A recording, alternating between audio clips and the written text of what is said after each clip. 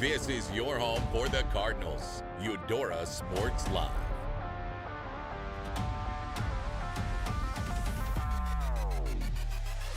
Van Dong in motion. The give is to Moody. Moody ducks down and dives in. He's standing over the ball. He's going to take it quickly. Looking across the field, and he's got it! It's Jude Whalen. And now Addy Hephill puts it away for the Cards. They'll take a 2-set lead.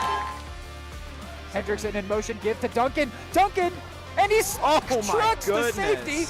Is he in?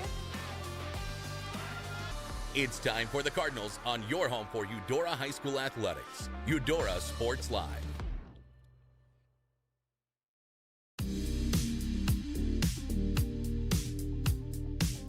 Are you looking for a trusted partner in pet care? Look no further than Eudora Animal Hospital, proudly serving Eudora and the surrounding area since 1975. Eudora Animal Hospital offers a wide range of services, including wellness exams, surgeries, routine vaccinations, and emergency care.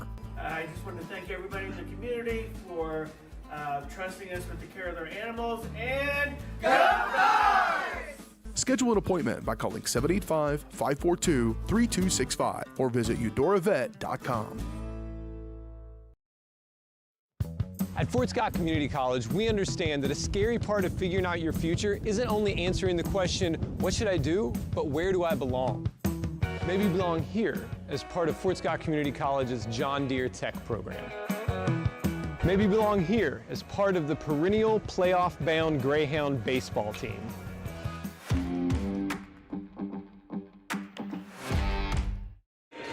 All right, hello everybody and welcome in here to the Eudora Cardinal Arena. So we have got the beginning of the basketball season. We're running through the starting lineups here right now. Meter and Bryn Dieterding were the two first starters announced.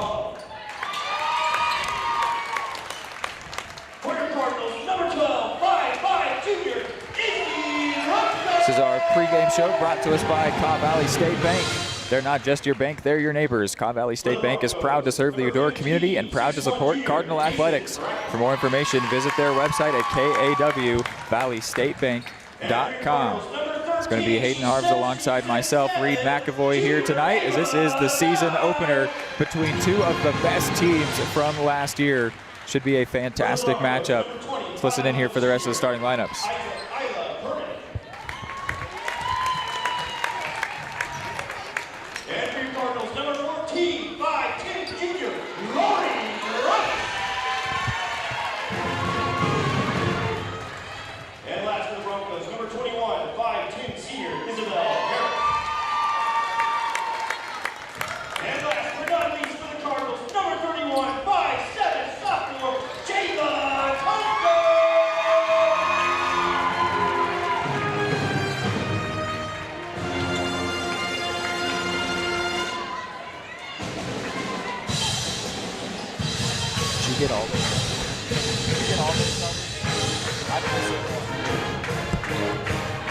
All right, so for Eudora, Bryn Dieterding, Izzy Brunkow, Ava Dye, Lori Brooks, and Jayla Coulter are the starters for the Cards. The Cards last year went undefeated within the Frontier League. They went 19-3 on the season. They were Frontier League champions and sub-state champions, and they did manage to sweep Spring Hill only barely. 50-40, they got the win by at home, but it was 54-50 on the road. So it was a tough one for the Cards in Spring Hill, but they were able to get both games over the Broncos. This is going to be another fantastic matchup. These were easily the two best teams in the Frontier League last year. So it should be a spectacular game here tonight. And it's also doubleheader action. We've got the same matchup between the boys coming right after this. We are underway here in the Cardinal Arena for what's going to be a great game of basketball. Bryn Dieterding immediately on defense here. The ball in the hands of Spring Hill, moving the ball around. Went the bracket before being moved back. As you mentioned, there's a heavyweight clash tonight, Reed. These two teams, far and away the two strongest in the Frontier League last season. Spring Hill going to start off strong with the first points. Gets the first basket. Ava Dye looking for a quick reply, and she will be sent to the free throw line. Yeah, we were talking about it a little bit last season.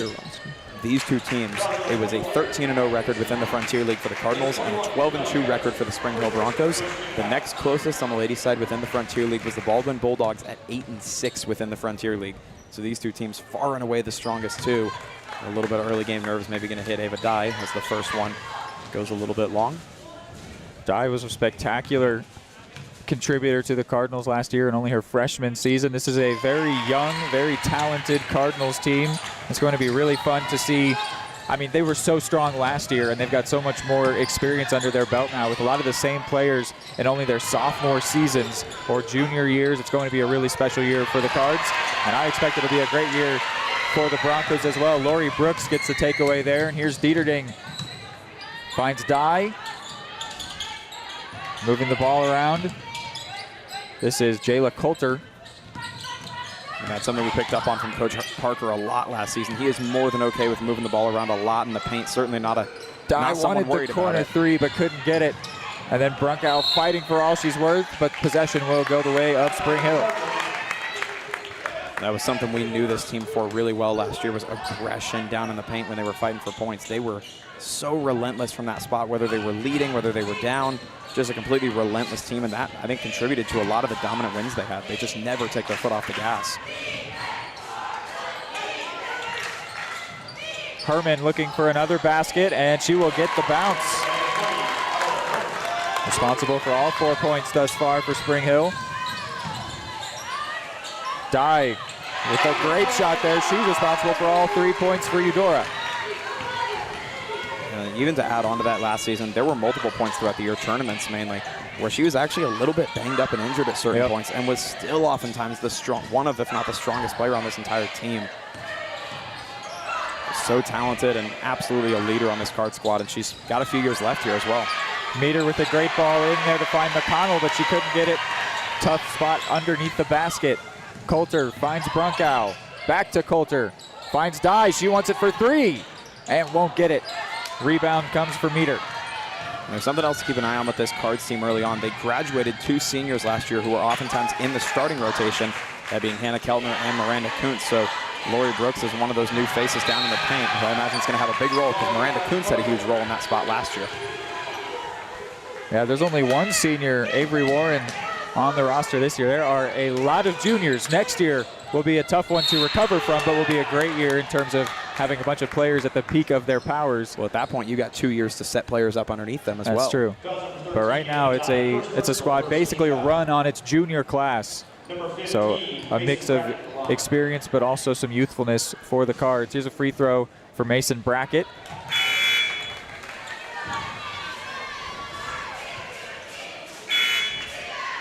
Cards going to sub in Carly Owens and Peyton Lewis. Owens a sophomore, Peyton Lewis a freshman. Going in for Brunkow and Brooks. Brackett takes another free throw and gets this one to go. I think that's going to be a big key today for Spring Hill as well, Reed. They're going to have to keep a little bit of a gap over this Cards team if they're going to feel the least bit comfortable today. Of course, we know these two teams both so prolific last year, but specifically this Cards team, you got to think they're not going to feel comfy unless they have a significant gap over them for the most of the day. And a basket straight off the bench for Peyton Lewis. Just like that, this one's all evened up. On the Spring Hill side of things, after Brackett converted the free throw, she checked out for Keely Roden, who was going to commit a travel there. That was a beautiful pass, too. It's a shame the travel negated it, because that one went just past the fingertips of may have been Dye and left very few defenders ready for Eudora there.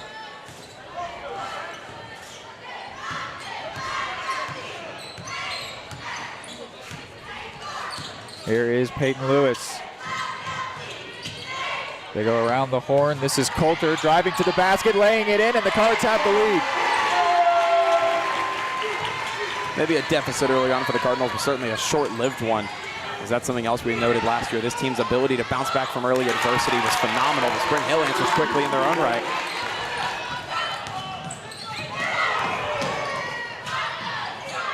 And the Cards take the lead right back. A mid-range shot from Owens.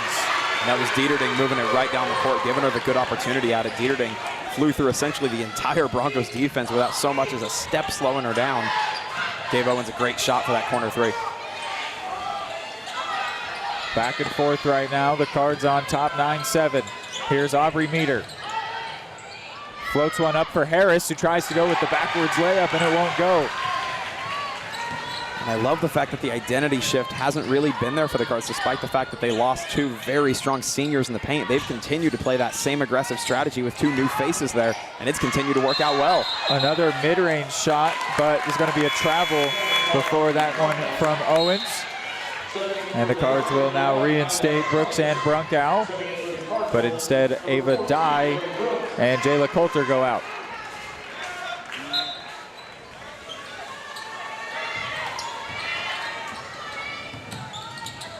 Brunkow on defense against Meter. How amazing was Brunkow defensively last year? That was a great effort there from the freshman Peyton Lewis. And this one goes to the feet of Brunkow, who's going to win possession back for the Cards. And now Owens set free, puts it up, and it won't go.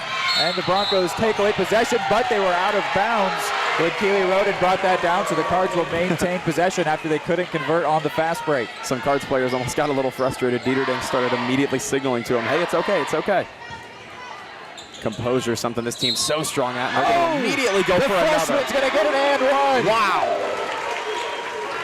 There was no shyness whatsoever from immediately attempting to get points out of that, and it's going to work out truly perfectly for the Cardinals here. They're going to get two more shots at it. Just the one more after she did sink it. It's an and one for Lewis. But no, a great play there for the freshman. She's already got 4 points, now a chance to make it 5. First basketball game of the year, my apologies. And she gets it to go. She is up to 5 points. Team lead coming off the bench for the freshie. And speaking of 5, that's a 5-point lead now for the Cards as well. So they've given themselves not the most comfy lead, but certainly a fair bit of breathing room here early on, and quite a bit of pressure on the Broncos after their own early lead. Lewis is in fact the lone freshman listed on the varsity roster right now. So it is a roster of almost entirely sophomores and juniors, with 1 senior and 1 freshman for the Cards. Just makes you think about how exciting the future of this team is. Because not only the next couple of years, but you got so much time to set up and train those younger players to take over. Oh, some nice movement. Beautiful. Some space found for Lewis for 3. What a start for the freshman here. She's up to 8 points and induces a timeout from Spring Hill. I told you before the game we were likely going to get real familiar with some new faces, and that might be an early one that we get very familiar with this season. You can hear the chants, she's a freshman, ring out here. Lewis, the only player for whom the Cardinals fan base can say that this season, at least on the varsity roster for right now. We'll go ahead and take a timeout as the Broncos have done the same. At Fort Scott Community College, we understand that a scary part of figuring out your future isn't only answering the question, what should I do, but where do I belong? Maybe you belong here as part of Fort Scott Community College's John Deere Tech program. Maybe you belong here as part of the perennial playoff-bound Greyhound baseball team. I don't know where you've been or where you're headed, but I know we're saving a spot for you because you belong at Fort Scott Community College.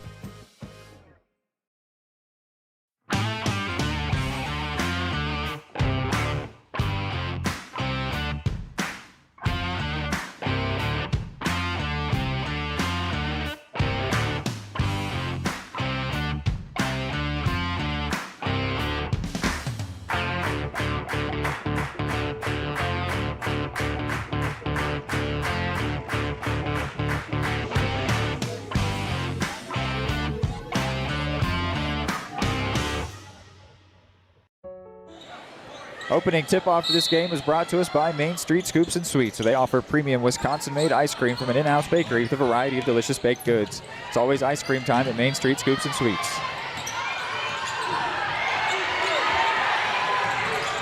And it is now pressure time here in Eudora. Broncos certainly playing as if they've got pressure on them. Taken away by Coulter, and she will put it in.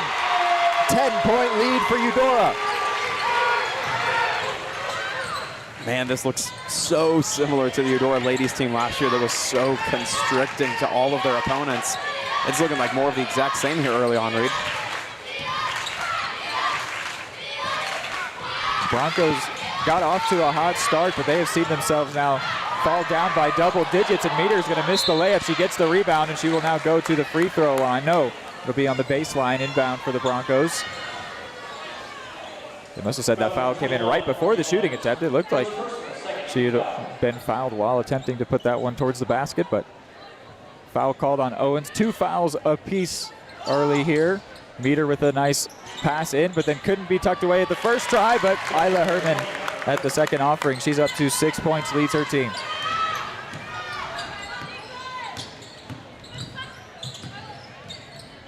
Owens for Brunkow. Cards really comfy moving the ball around right now. A very selfless start to the game. Nobody's too committed to getting the points themselves, and the team's been better as a result of it. Foul called on Spring Hill. Yeah, I think that's a great characteristic for this team, that they trust everybody with the ball. There's nobody that they're afraid of passing it to, or they're trying to avoid having the ball on offense. Right. Yeah, you can very much so tell there is nothing on this roster that hints at we don't really want to give that player a shot at it. We don't really want to put the ball in their hands. If this was a state title, they would play the same way. They trust every player on this roster so much, and it shows, and I truly think the best teams are composed with that mentality. Dieterding and McConnell in respectively for Owens and Melius. Coulter for Lewis. Now Brunkow at the top of the key. Dieterding was directing traffic, and now she'll get the ball. Back for Lewis. She wants another 3, and she'll drain it. Wow. She's already a double digit. She's got 11. Which is also the Cardinals' lead. You think the Frontier League is going to become familiar with the freshman? Hey, yeah, Peyton Lewis might become a name that everybody that isn't Eudora hates to hear. Right. A shot from mid-range, and that's a great make for Meter. Phenomenal. Her first points. And one they needed pretty badly, too. They could have been still down in a double-digit deficit early on. If not for that make, still down significantly, but at least some signs of life maybe from the Broncos here in a time where they seem to need it pretty badly. Brunkow back for Lewis.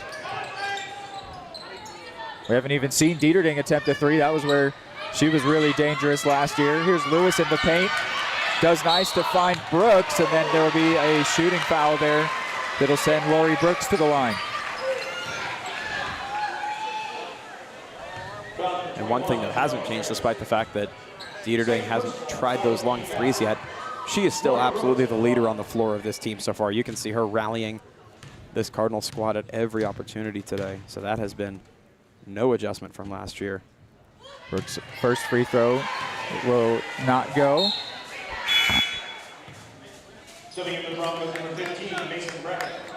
Mason Brackett checks in for Herman.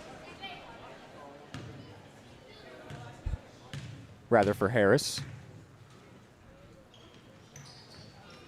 And the second one will not go for Brooks, so we stay at 20-11 Eudora.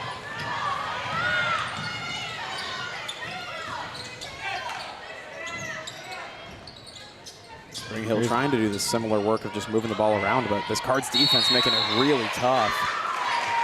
That'll be possession, which will go the way of the home team.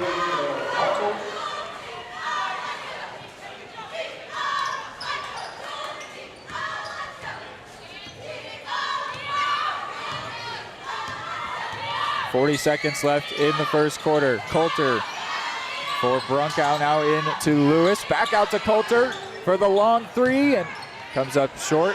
Rebounded in the paint there by Brooks. And the jump ball now goes to the Broncos, who get possession back. 30 seconds for them to try and shrink this deficit a little bit before the quarter break. Yeah, and if they do a good job of it, they could cut down a couple of possessions worth of points if they're able to meticulate this well. Here's Meter moving quickly. Finds Schubert. It's going to require really clean ball movement, something the Cards have forced the opposite of most of the day thus far.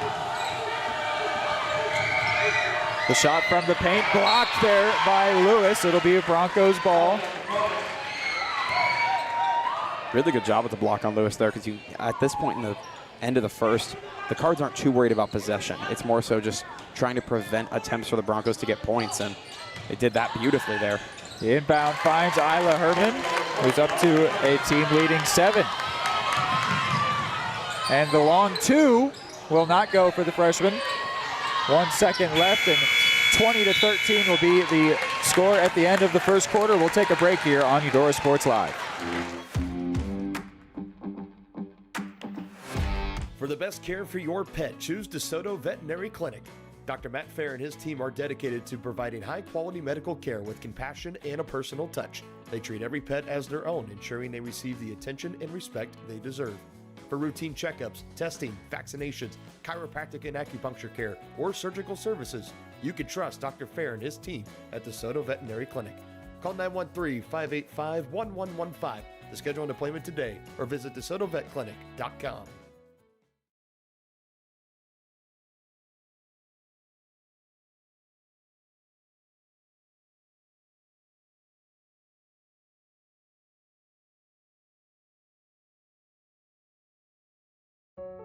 Charlie was born at LMH. We had a great team of nurses. Not only did they check in on us regularly, they always asked if we had questions, always made sure that we understood what was going on.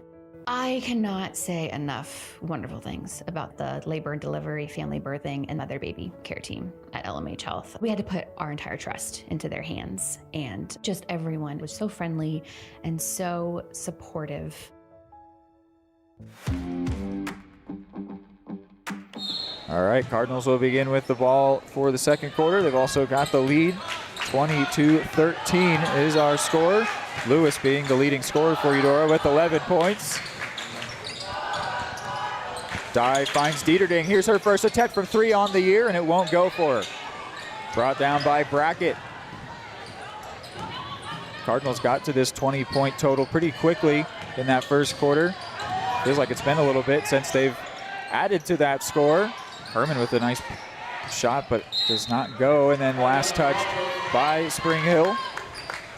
Hayden, what do you make of that start? Spring Hill started pretty hot, but then were pretty cold for most of that quarter, but then did get a bit of momentum at the end. What do you think we've seen so far here? I think we're seeing capability from both teams. Of course, both of these teams are more than capable of getting on those little hot streaks where they're just going to catch fire and put up a ton of points.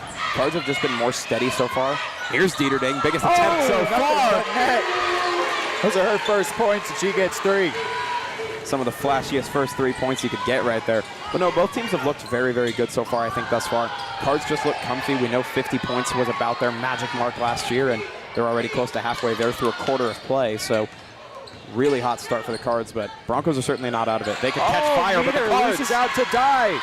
Full Dye control finds here. Coulter with the great pass back for Dye. I don't know if she was anticipating that, and they will end up fighting over possession. Jump ball will go to Spring Hill.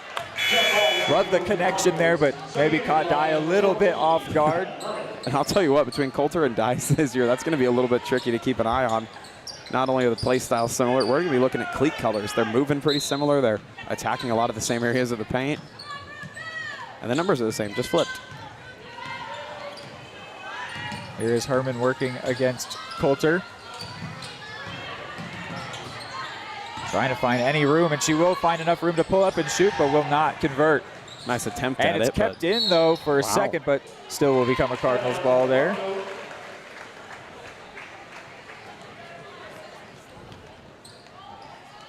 Yeah, for Spring Hill, I think a lot of it's just going to be a matter of keeping this game as manageable as you can so that when they catch fire, they're able to pretty quickly get back into it. If you let this lead stretch much farther, it's going to be tough to do that. Brooks caught in a bit of a trap there along the baseline. Finds Brunkow, who's able to get it out for Coulter. And now Dye in the corner wants the 3. Won't get it. Last off of a Cardinal, they say.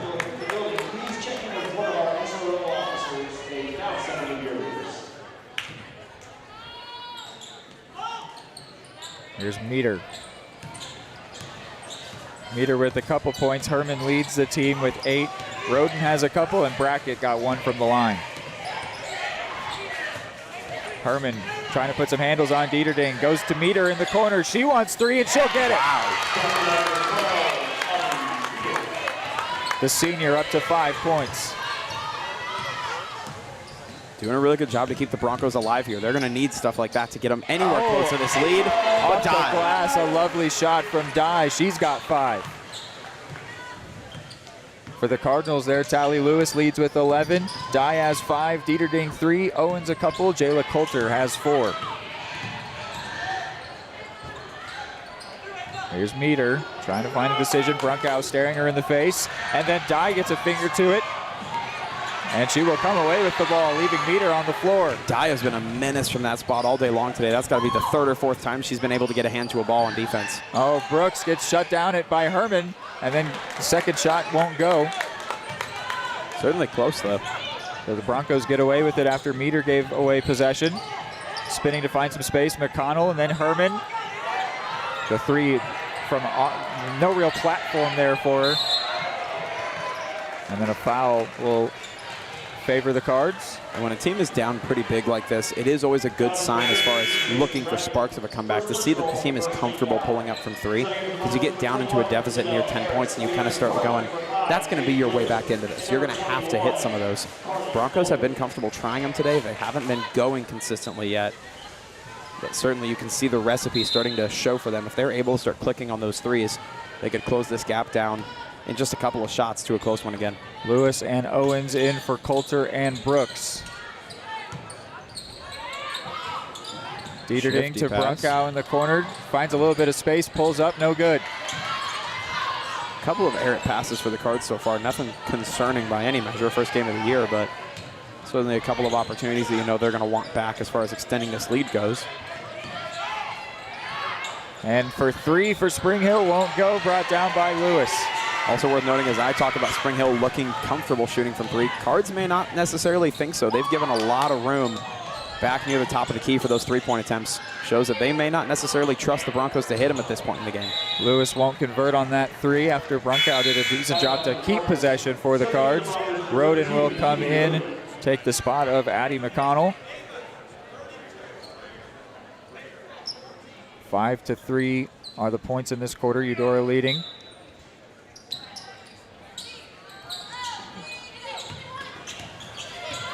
The senior Aubrey Meter has been the leader with the ball in her hands, but the leading scorer has been Herman, another one of those seniors.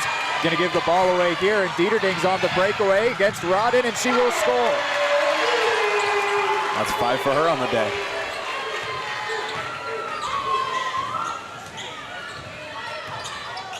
Cards slow but steady here in the second quarter. Here's Roden.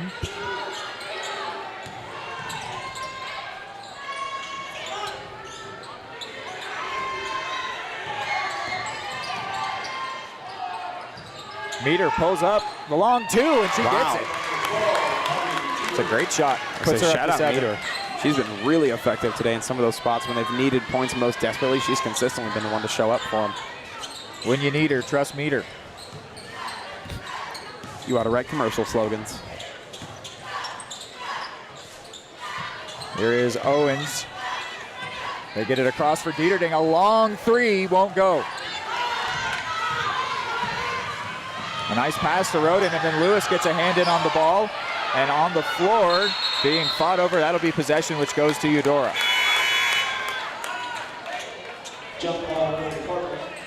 Brooks and Coulter will re-enter the game for Dieterding and Dye. So the two leading scorers for the Cards leave the floor. Or rather, the tied for second place behind Lewis, of course. Starters, the leading scorers that were in the starting 5. There you go. Which usually that'd be a given. That's your leading scorer.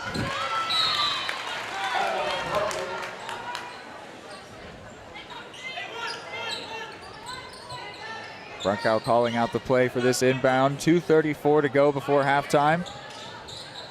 Cards sitting with a 9-point lead. The inbound goes for Owens, but Roden nearly took that one away.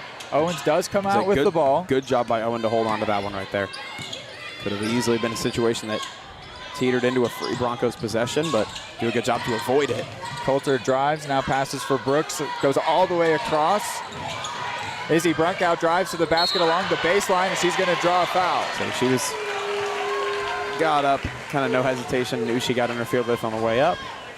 And this is one of those spots as the game continues to hold a little bit of a gap. If the Cards can hit on these opportunities, as this game goes deeper, Broncos may start causing some of these fouls a little bit more consistently as the pressure mounts.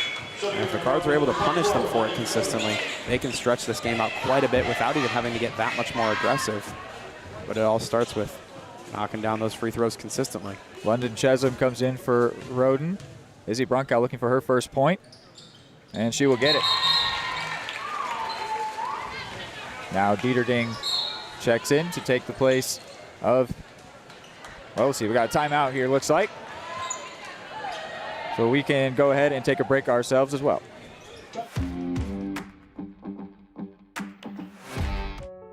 Charlie was born at LMH. We had a great team of nurses. Not only did they check in on us regularly, they always asked if we had questions, always made sure that we understood what was going on. I cannot say enough wonderful things about the labor and delivery, family birthing, and mother baby care team at LMH Health. We had to put our entire trust into their hands, and just everyone was so friendly and so supportive. Your home for live, local sports. Varsity Sports Live delivers professional level coverage. Out of the Cardinals timeout, it'll be a Broncos inbound. Herman connects with Kylan Herman. Back to Chesum. In the paint there and off the glass and good from Isla Herman. She's got 10 points. And the Broncos playing with some urgency now, some much needed urgency, as we're under 2 minutes to go into the half, and they are down 8 points now still after that. They've had urgency, I'd say, a lot of the second quarter, but you really need to start clicking on the execution, which they have somewhat failed to do thus far. Dieterding won't get that one to go. Cards have put up 8 points in the quarter. Spring Hill have put up 7. Meter trying to put the handles on Coulter to find some space. Passes to Chesum, the freshman. Another freshman here, Herman. And Isla Herman will draw a foul. There's the senior Isla Herman and the freshman Kylan Herman both on the floor. We'll also have that in the boys game for Spring Hill. They've got Peyton McAvoy and Riley McAvoy, a senior and freshman combo. No relation. Mid-range shot off the glass, nice. Good for Herman.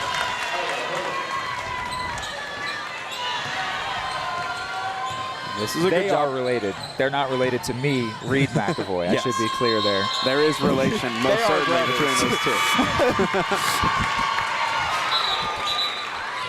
And this is a really good job by the Broncos. It may not look like it on the scoreboard necessarily, but just the impact they're having to rattle the cards that were clicking truly without a hitch in the first quarter, just making them falter a little bit and get some points of their own. This is the kind of way you stay in a game that, you prevent it from becoming a blowout, is just hanging around, forcing some mistakes, consistently getting points of your own. At this point, they do have a 1-point edge in the quarter. Winning quarters, it all starts there.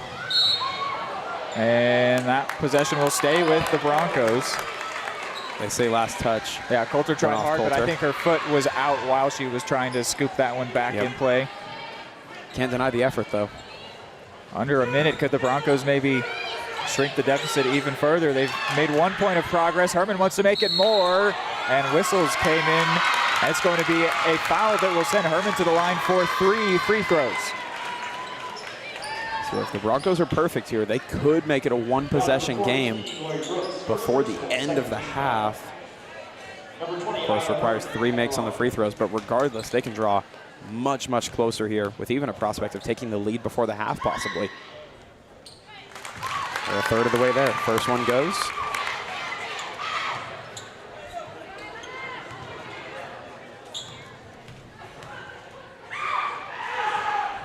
With some attempts at some interference in the student section on the card side. Herman goes 2 for 2. She's up to 14 points. Can she hit the 15-point mark from the line? She does get all 3 to go. And so it is a one-possession game, just like that. And the lead scorer on the day for both teams takes that tally up even farther. Yeah, it feels like the Cards, even though for a while there they were keeping up a good pace, I do feel like they've slowed down a bit in the second quarter. They were really hot, though, in that first quarter. You can't necessarily hold them to that standard, but They are Dieterding. capable of it. You know what they would like to do here. Absolutely. Dieterding looked over at Coach Parker, and he's sitting back kind of relaxed, and he almost just Lewis said, just pulls up for three. That one won't go. Shot clock now off. Back to Lewis. Here's Dye, drives to the basket, jumps, shoots, scores. Dieterding looked over at Coach Parker. He was sitting down in his chair, and he just put a hand up, said, wait, hold on. Dieterding on the floor here as Meter gets the ball, trying to find some space. They want the last shot, but they might not get it as Lewis gets a handed, takes it away. Brunkow then gets fouled. Ooh, so it'll be 5.5 seconds. Will be Cards possession up 5. Interested to see if they opt to try to be aggressive and get another possession worth of points on the board, or if they opt to just dribble this one out to half. What do you think? I think they'll push for it. I mean, you don't want to give anything away cheaply, so they'll, of course, pass to Coulter down there. Maybe let her take the shot, or I don't know if she would give it to Brunkow. We'll see. They just don't want to give anything away cheaply. Coulter will drive quickly towards the basket, and she will. Oh, she was thinking about the shot, but it came off her knee. And it looks like we will go to halftime with the score 32-25. The Cardinals lead, but the Broncos do make some progress back in that second quarter. We will go to a break, and when we come back, it'll be our halftime show. Keep it here on Eudora Sports Live.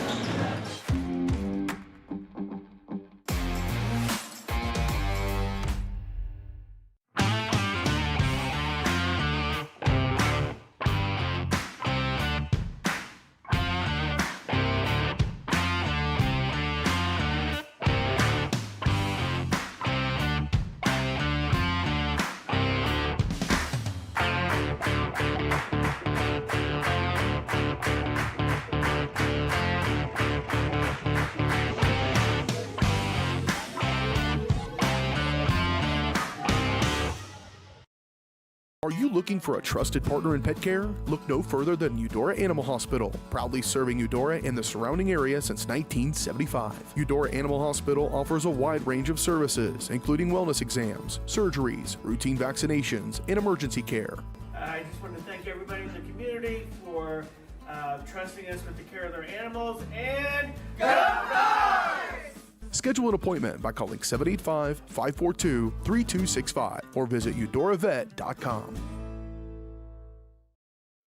At Fort Scott Community College, we understand that a scary part of figuring out your future isn't only answering the question, what should I do, but where do I belong?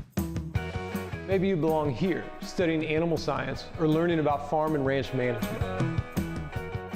Maybe you belong here as part of Hounds Hoops on the hardwood. I don't know where you've been or where you're headed, but I know we're saving a spot for you because you belong at Fort Scott Community College. More time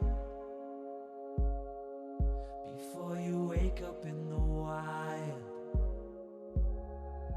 Our natural world needs us now. Step by step, side by side, together, we can find a way to ensure that all life on Earth can thrive. To learn more about how you can help protect and conserve nature, visit nature.org. Your home for live, local sports. Varsity Sports Live delivers professional level coverage with high-quality video and broadcasters that know your schools and community. Touchdown, Tonganoxie! With the support of local businesses, you never pay to watch varsity sports. Live, local, free high school sports coverage. That's Varsity Sports Live. Grass gets it away. Moore's down the middle, and he makes the catch in the end zone. Touchdown, Trojans! Keep up with the action at varsitysportslive.com. Live, local, free high school sports. Charlie was born at LMH. We had a great team of nurses. Not only did they check in on us regularly, they always asked if we had questions, always made sure that we understood what was going on. I cannot say enough wonderful things about the labor and delivery, family birthing, and mother baby care team at LMH Health. We had to put our entire trust into their hands, and just everyone was so friendly and so supportive.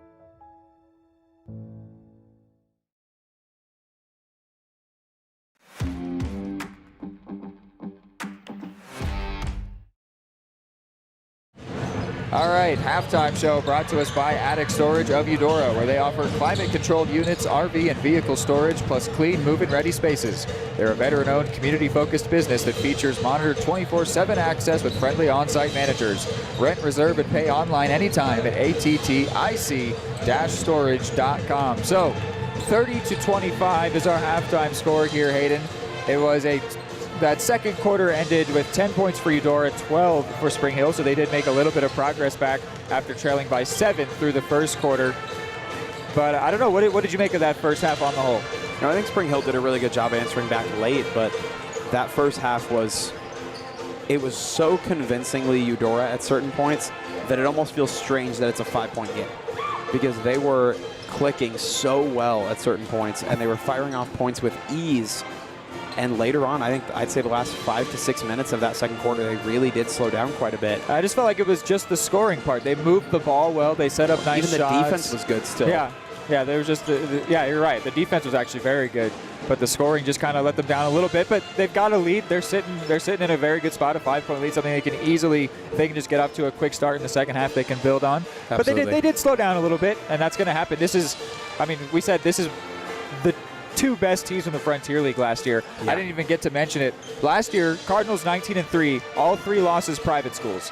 Spring Hill 19-5, 3 losses to private schools, 2 losses to Eudora. To the Cardinals. So they were close losses. Yeah, these 2 teams are the best match teams, at least from last year. We'll see if that continues on into this season. But seems like it. I don't know if, no matter how this game ends or anything, if we can draw any conclusion about the quality of either of the teams. Because they're both phenomenal Yeah, if teams. we could say that they're bad because the game was even or anything like that, absolutely not. There is a legitimate likelihood that tonight will be one of probably half a dozen or less losses for one of these 2 teams. Yeah. All season long, they may not lose more than 6 games. And last year, the home field advantage did play into at least the margin. Last year, when the Cards won here, they won by 10. When they won in Spring Hill, they only won by 4. And so you could see this one being a Cardinals victory, and maybe it's a Spring Hill win when it's played over there. Right. So yeah, this is going to continue to be a close game. No, this is awesome. And I think when you look at the odds of engineering a comeback if you're the Broncos, the first thing you look towards is just winning quarters. Especially when you lost the first one by 7 points. Just chip away, right? Start winning quarters. If you win one significantly and you win the other 2 close, you'll absolutely be right there at the end and you'll give yourself a good shot to win this game. They won that quarter by 2 points and they've got 2 to go, which means you're down 5 on the deficit. If you win 2 quarters close, absolutely they can draw in here. And the Cards, on the other hand, can completely obliterate that by having 1 quarter where they're able to just completely fly off the handle and maybe win by 3 or 4 points. And all of a sudden, you've got a big margin once again in their favor. All right, so we will teeter-totter match. Yeah, we will head to a break here on our halftime show, but keep it here for more action on Eudora Sports Live.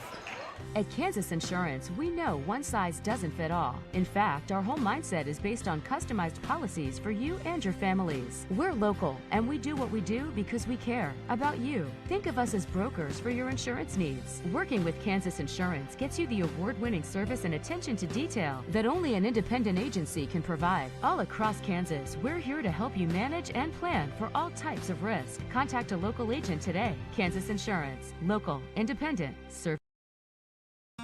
Everybody can make something, because I think everyone has a spark of creativity, and the reason that I have to keep making is because I don't think my life would be as fulfilling without it.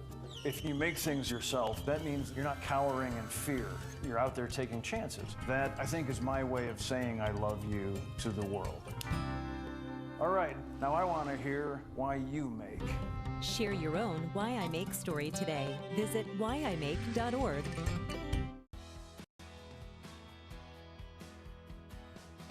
I used to drive an ambulance as an EMT, and I've always tried to be a safe driver. If people knew what I know, lives could be saved. In my car, if I see a truck or bus taking a turn, I know to take my time. When big vehicles turn right, they may swing wide to make the turn. If you try to sneak in, well, it's a lesson you'd rather not learn the hard way. When trucks and buses turn, let's you and I wait. It's our roads, it's our safety.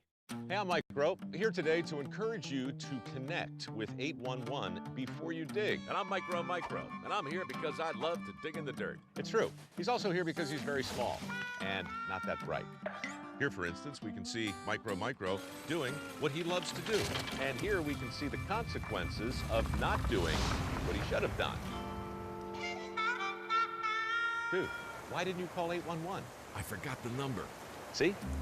Not that bright. Number one, obviously, is safety.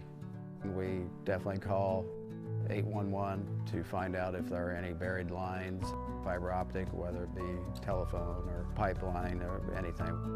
Don't take a chance. Don't think you know and say, well, I don't remember anything being put in there.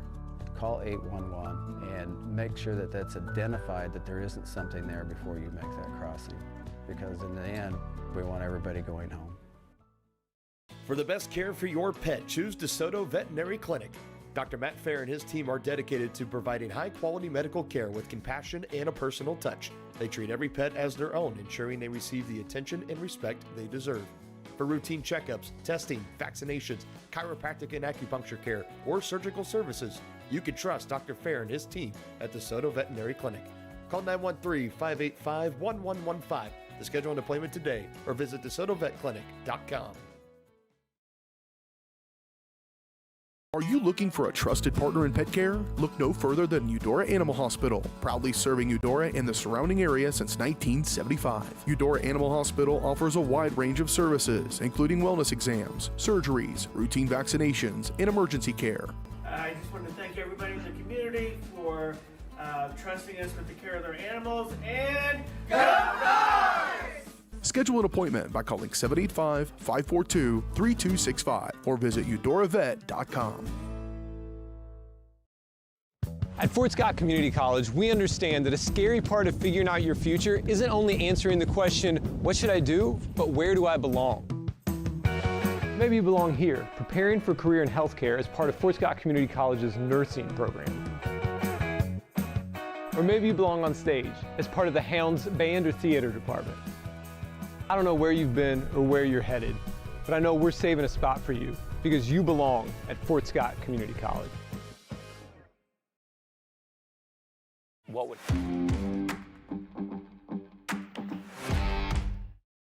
All right, Q3 underway here. Broncos starting with the ball, 30-25 our score. Can you bump the scores can a little bit?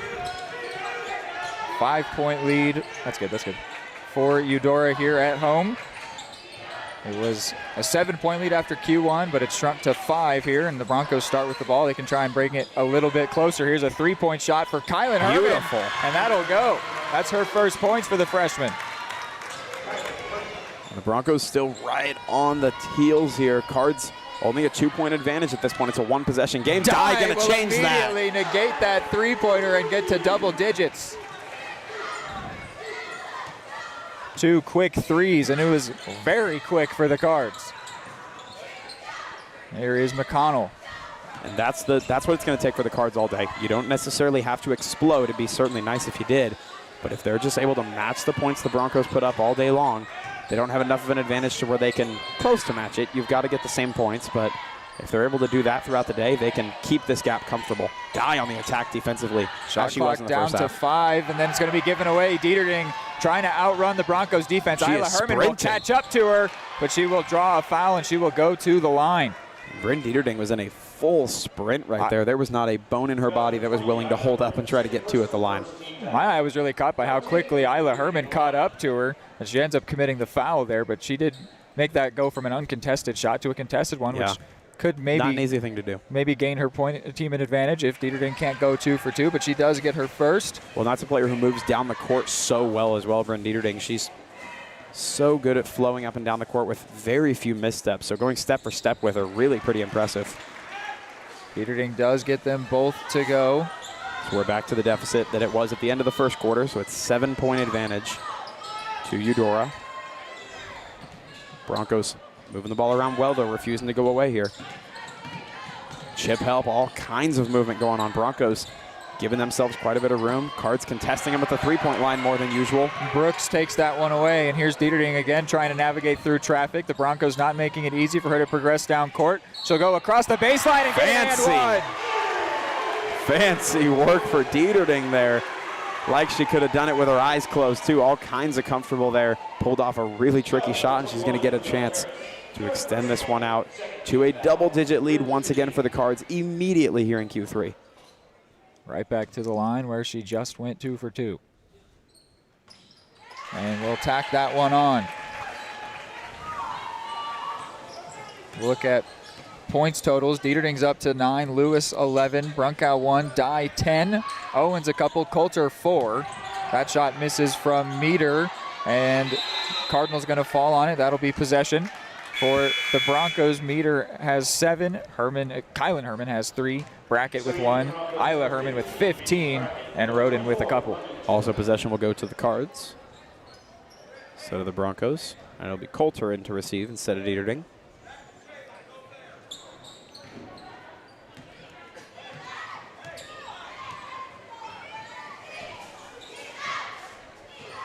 Jayla Coulter hands it off to Dye. Dye gets a pick from Brooks. Dieterding looking for space. Dye couldn't get the handle on it. Isla Herman comes away with it, gets it to McConnell, who couldn't get the handle.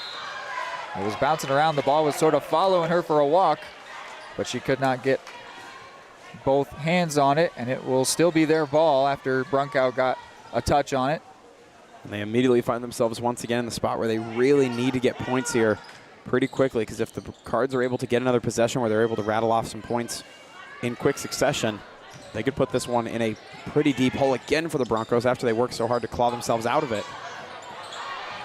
Pressure starting to mount a little bit here. Maybe some missteps and mistakes from the Broncos offense. All their passes, that's going to be an and one there for McConnell. I was going to say all their passes feel like they're just a touch off. They're getting there, but just a little bit less accuracy than they would like, but they were able to fight through that, and Addie McConnell will go to the line here for an and one. There's been just enough error on the passes that the Cards have been able to be closer than they'd like. Right.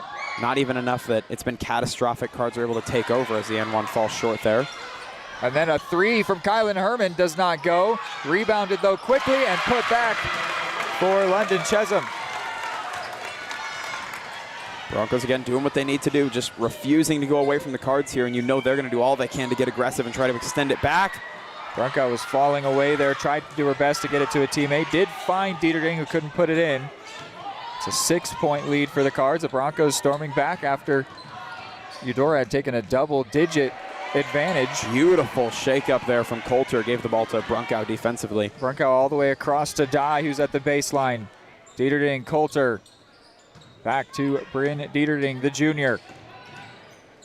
Brunkow wants the 3 off the glass, no good. This has just been a yo-yo kind of day so far, Reed. You'll watch the Cards stretch it way out. They look like they're untouchable. Oh, and there's an unnecessary giveaway. Ava Dye will find Brunkow in a lot of space, and then she will get fouled, and it'll be an and one.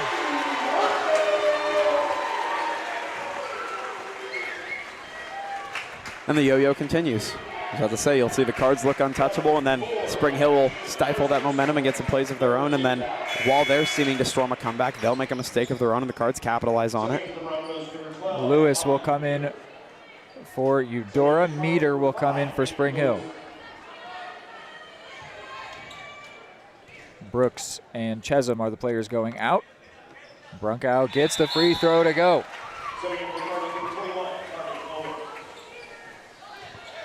And then she will check out for Owens.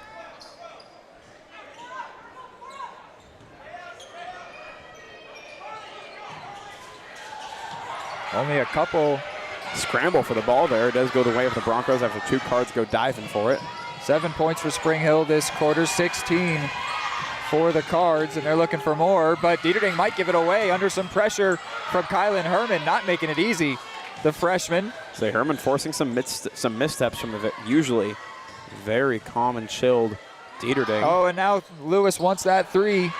Won't get it. And it's going to be, looks like a free, this will send Owens to the line. They call that one a shooting foul. It's 4th team foul already against Spring Hill.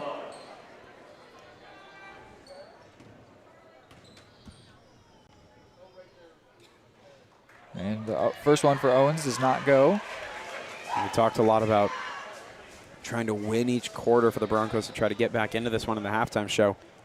At this point, as that second one for Owens bounces off, goes back into the hands of Dye. It's 11 points this quarter so far for the Cards and 7 for the Broncos, so they're down 4.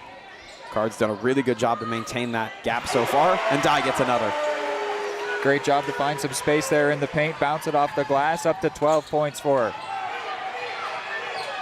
Away from the ball, McConnell fell down to the floor for the Broncos. She's going to come away with a limp. The play itself will be a giveaway to the Cards. You can see number 13 not walking freely there. She's going to try and continue here, but she fell to the floor off the ball. It looks like they might go ahead and take her out with the referee advising them to do so. They'll send in Roden for the sophomore Addie McConnell. Hopefully she's all right. We'll keep an eye on that.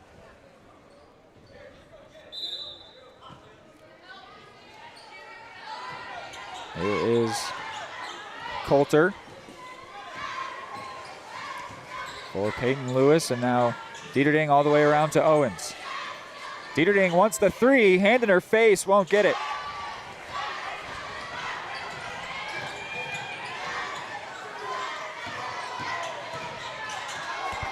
And it's going to be a change giveaway. again. Freshman Lewis takes it away. She's got Owens in support, finds Owens, and she will score. Beautiful transition and switch there from 2 of the new faces in this Cards offense between Lewis and Owens. Do a phenomenal job to get more points on the board, and we're at a 13-point gap now for the Cards in Q3. And they will call a timeout. We will go ahead and go to a break as well. Your home for live, local sports. Varsity Sports Live delivers professional level coverage with high-quality video and broadcasters that know your schools and community. Touchdown, Tonganoxie! With the support of local businesses, you never pay to watch varsity sports. Live, local, free high school sports coverage. That's Varsity Sports Live. Rasp gets it away. Moore's down the middle. And he makes the catch in the end zone. Touchdown, Trojans! Keep up with the action at varsitysportslive.com. Live, local, free high school sports.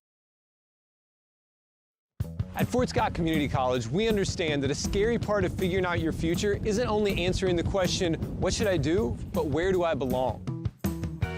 Maybe you belong here, studying animal science or learning about farm and ranch management. Maybe you belong here as part of Helms Hoops on the hardwood.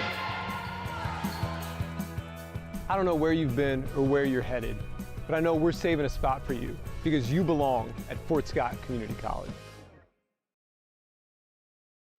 At Fort Scott Community College, we understand that a scary part of figuring out your future isn't only answering the question, what should I do, but where do I belong? Maybe you belong here, preparing for a career in healthcare as part of Fort Scott Community College's nursing program. Or maybe you belong on stage as part of the Ham. All right, 45-32, the score coming out of the timeout. Under 3 minutes to go now in the third quarter. Possession will go back to the way of the Cards here. And they're up to a nice 13-point lead here. Which is pretty crazy. It doesn't feel fair to Spring Hill that that's the score at this point. They have been very good all game as well.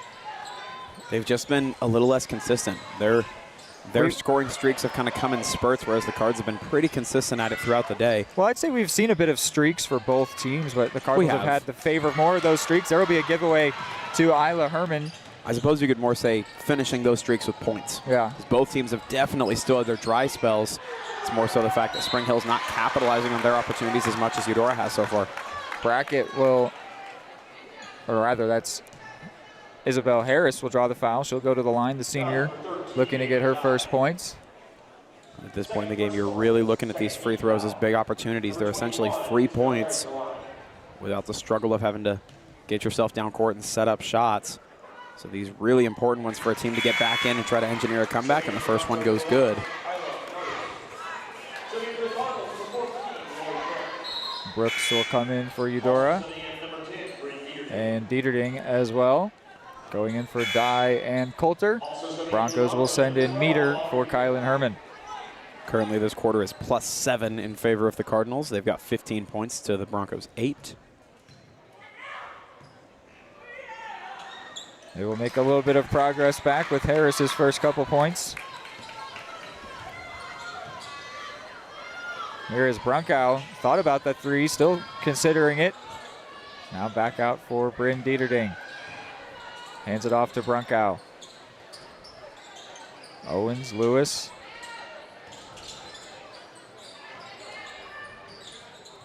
Cardinals moving it around, trying to find the right space to shoot. Looking for that opportunity. Brooks gets some space, and she will draw a shooting foul. Beautifully done. Brooks has done really, really well. Playing kind of a hybrid Miranda Kuntz-ish role from what she was doing really well last year, which we assumed would be a really tough role to fill in, but Brooks has done a really good job being that role player in the paint and drawing fouls and doing a really good job executing with the opportunity she's given. She went 0 for 2 her first time at the line, is now 0 for her first 3. Cards are in the bonus now for the rest of this third quarter.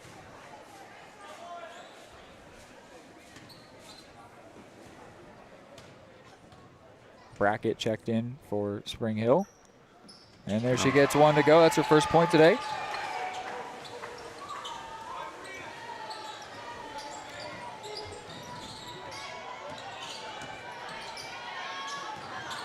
Brunkow making it hard for Meter to find space. She gets a pick. Some help from Isla Melius. Almost given away from Roden, but they maintain possession only for the moment. Cardinals fighting really hard, swarming the ball. And how did they not come away with it? It ends up being a jump ball, which will go to the Broncos. That is a breath of fresh air for the Broncos, truly. Letting out a sigh of relief because there were Cardinals all over the place. Little bit of ball movement or mismanagement meant Cardinals right there trying to threaten a takeaway. Broncos perhaps fortunate to come away holding possession. They really swarmed there defensively the second that they saw the mishandle there. Some words with head coach Brandon Parker before Aubrey Meter will take this inbound for Spring Hill in front of the Eudora bench. 10 seconds on the shot clock. Down to 3 seconds. They need to move quickly, and they're not going to get a shot off. I don't know if they were aware the shot clock started already with most of it run down because they were picking up from that possession. The Cardinals never really gathered possession of it themselves, so the clock never reset there. Also, I'm sure the Cards were in no hurry to make it clear to the Broncos that they needed to get a shot off either. I bet if we guys still have 40. You're good. I bet if we were in Spring Hill, they'd be loudly counting down, letting them know. Absolutely. Yeah. Yep, one of the little peaks of home field advantage. Lewis won't get the three. We're with a minute remaining here in the third quarter. Possession remains, though. Good job by Owens. Cardinals in no hurry with this possession, but Owens will find some space to shoot and score.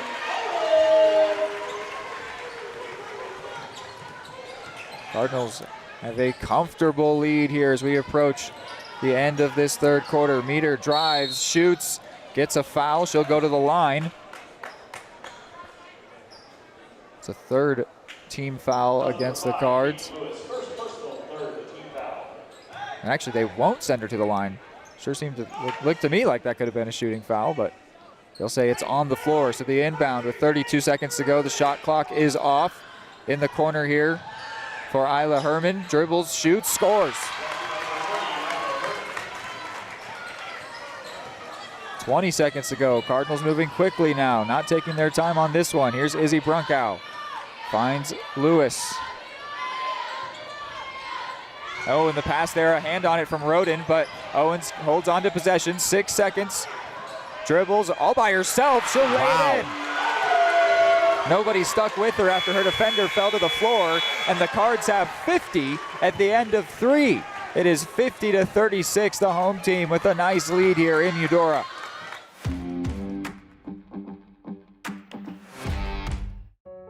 Charlie was born at LMH. We had a great team of nurses. Not only did they check in on us regularly, they always asked if we had questions, always made sure that we understood what was going on.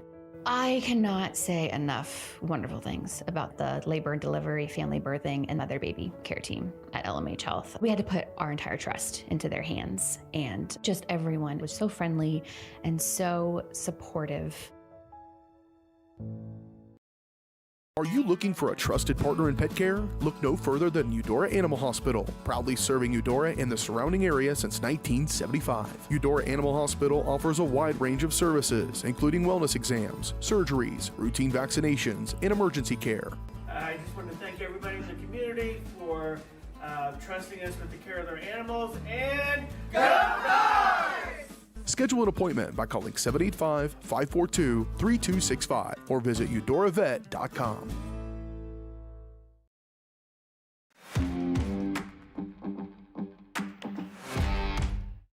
All right, we're about to get going on the fourth quarter here. So that Cardinals bonus is erased. It is, you mentioned already, Hayden, last year 50 was really their magic number to win a game, and they are there after 3, which is crazy because for a long time, even in that third quarter, this game was still pretty even, and I don't think that this shows that the Cardinals are necessarily actually this far better than the Broncos, even in this game, but that is where the score lies right now. Oh my word, tough contact in the paint, and they will call the charge. And I'll just, of course, we saw throughout that third quarter how it was transpiring, but when we mentioned at halftime that, Cards had won a quarter by 7, Broncos had won a quarter by 2. If the Broncos just won quarters close, they could get into it, or the Cards could just put up a big win in a quarter and stretch it out. Cards won that quarter 20 points to 11, so that's a 9-point win for them.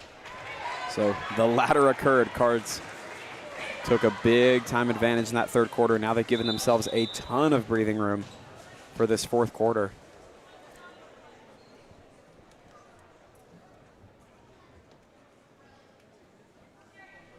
Paige Husa, the head coach, talking with the official. And now they're going to talk things over here and head to the scorer's table.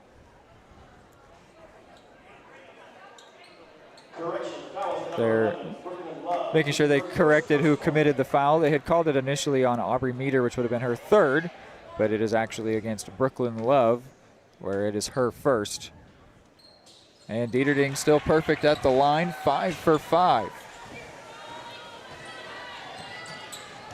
So the Cardinals get the first couple points of Q4. That's also 3. Oh, and what a takeaway by Coulter. And then she'll give it right back to Meter. The crowd reactions were phenomenal right there. Kylan Herman with a nice pass in, and then McConnell, it's fouled over the top. She'll be sent to the line where she's 0 for 1. Good to see her back. Remember, she left after falling down off ball, feeling something in her ankle. Back in the game, back into the thick of it, and at the free throw line.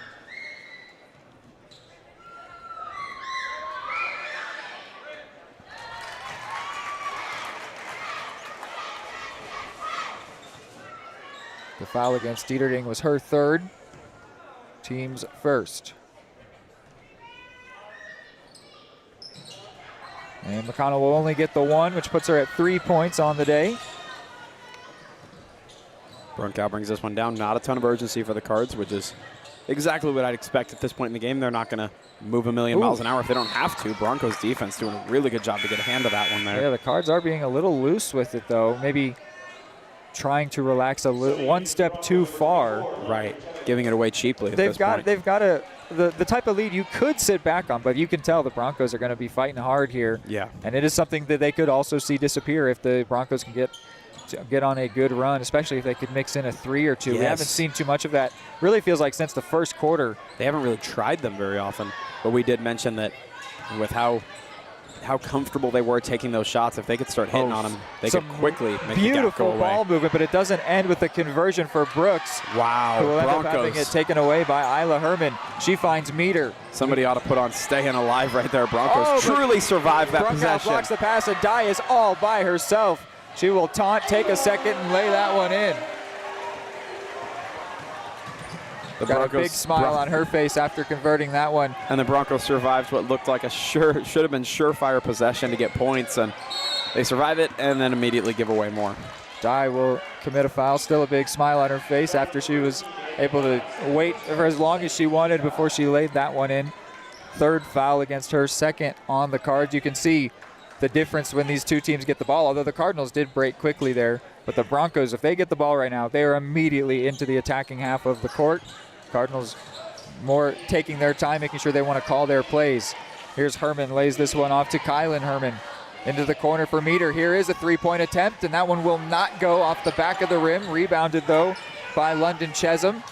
Back for Isla Herman. She goes for the three. That one won't go either, but Broncos come back up with it. Chesum, no good again, and this time rebounded by Dye. She will break quickly down court. Finds Coulter. Coulter lays it up, but it's blocked by Herman, and it will be a Cardinals ball on the inbound. Wow. Oh my goodness, Broncos did everything they could defensively, but Cards just refusing to be denied here. Offensively, too, they were kept bringing back the ball, but couldn't get the shot to go. Absolutely. It's a lot of what ifs so far for the Broncos. So much potential, so many flashes, but not a lot materialized yet. That will be a Broncos possession, which gives them something to cheer for. You know, I said that we were seeing the Cardinals slow things down, but actually they are really pedal to the metal still themselves. I think they're thinking best form of defense is offense. Let's keep building this deficit. On first game of the year, why not? Yeah, I mean, if you can just put it where the Broncos feel like they're out of reach, that's a great way to try and put this game to bed. The Broncos do not want that to happen. They still see a lot of time left on the clock. They're going to keep trying to push. Also, here is McConnell. Speaking of Spring Hill, too, thanks to everyone from the Spring Hill side for tuning in here. Of course, opening night for both of these teams. So to everyone joining us on the broadcast tonight from Spring Hill, we say welcome to you. Thanks for tuning in. And that shot will go for Isla Herman. That'll put her to 20 points. Puts also her team up to 40, but quickly, Dieterding, called for a travel. Oh, so she thought she could have gotten an and one there. Instead, goes the complete opposite direction. Yeah, it gives possession right back to the Broncos. That they're going to need empty possessions like that for the Cards if they're going to get back into this one. And Coach Parker will go ahead and call a timeout. This quarter also tied on points at this point. 4 points both ways for the Cards and the Broncos. Broncos need a big win this quarter, Reed. What do you think about the Cardinals seemingly going for that best form of defense as offense rather than holding on to the ball?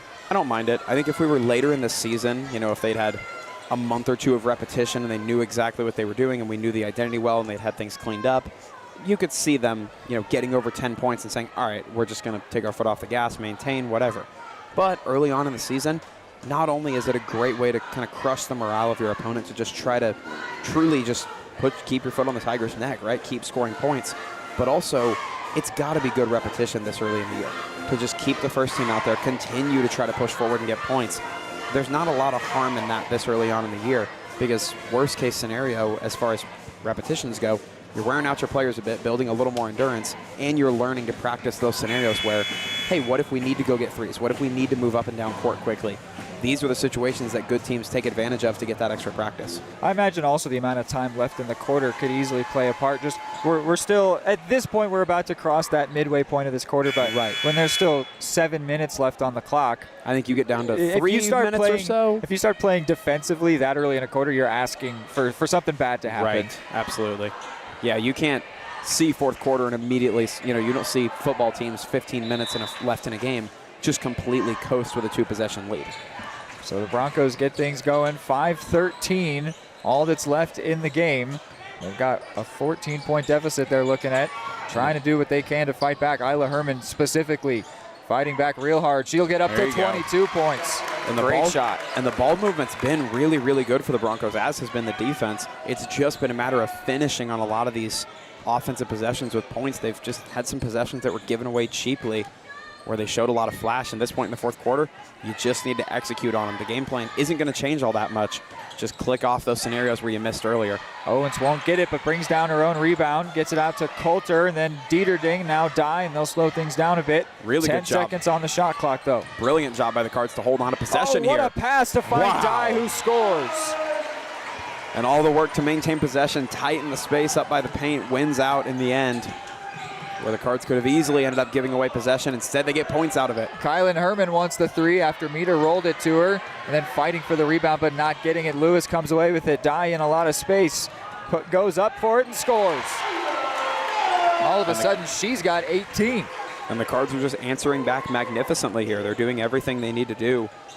Broncos get a possession and they get points. Cards just answering back immediately. Keeps all kinds of pressure because the Broncos watching time tick away and they're watching the deficit stay mostly the same. Meter calls Herman towards her, hands it off to Isla Herman. Back for Meter going towards the basket, and it's going to get caught up there.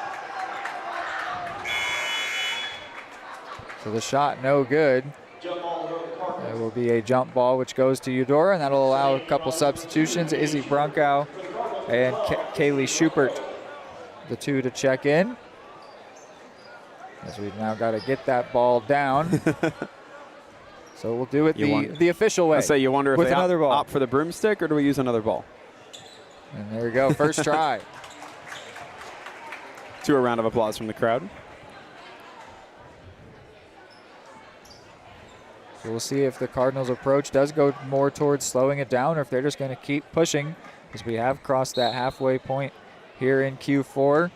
Got to feel pretty good about the Cardinals' chances of seeing this one out at this point, but how do they want to go about it? Might say something about their identity this year, how they choose to continue seeing out this game, and right now they're going for more points. Dye won't get that one to go. Broncos trying to fight back for whatever they can get. Here is Kaylee Schubert off the bench, the senior. Hands this one to Kylan Herman, the freshman. Goes all the way across to London Chesham, and the freshman won't get that to go. And there's a foul on the floor against the Cards. At this point in the fourth quarter, Cards winning the quarter 6 points to 8. So up by 2, they're looking to win 3 of the 4 quarters. Isla Herman for Kylan Herman for 3, and it goes. Puts her up to 6 points. And now under 3 minutes left, Reed. I think this is where we're really going to see what the Cards' identity is going to look like late in games that they're leading.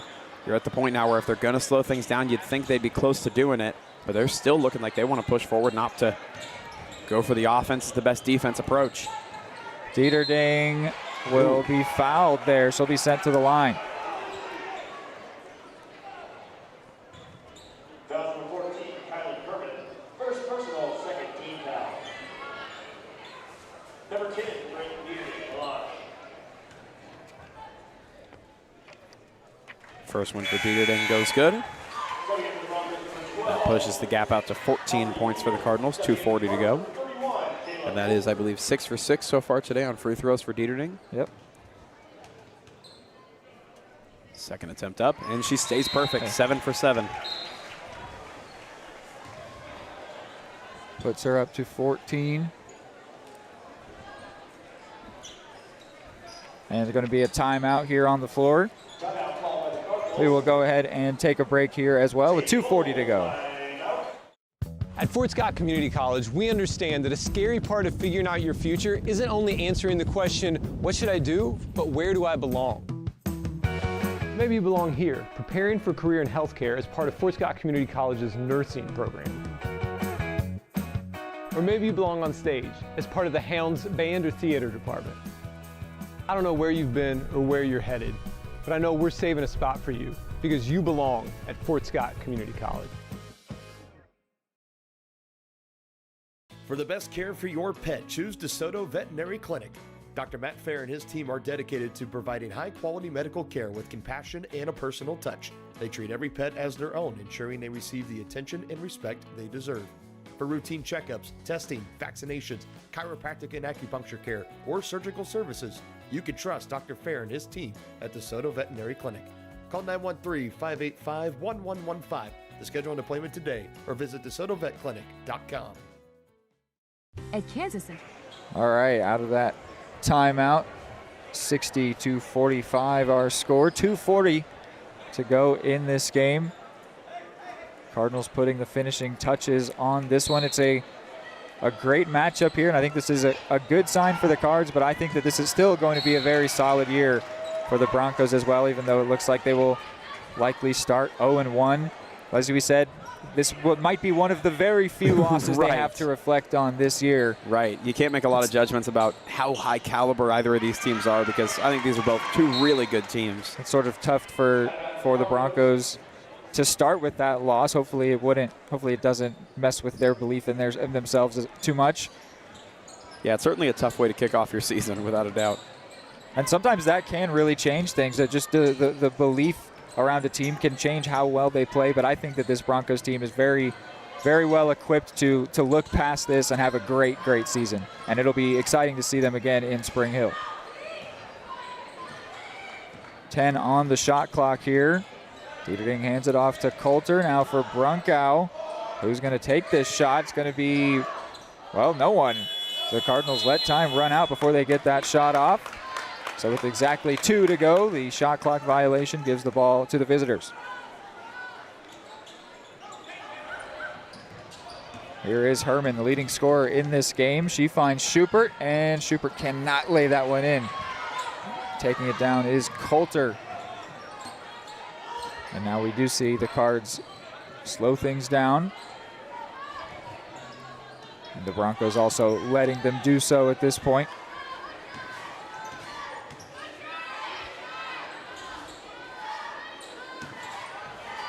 After this week, the Broncos will get a week off before their next game, which will be versus Emporia. And then they've got Ottawa and Lewisburg after that. 2 more Frontier League matchups.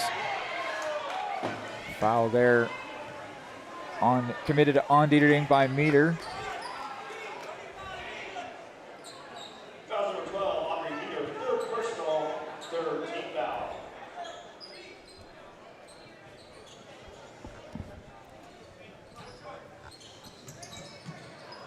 Oh, Lewis put the brakes on there, found all kinds of space.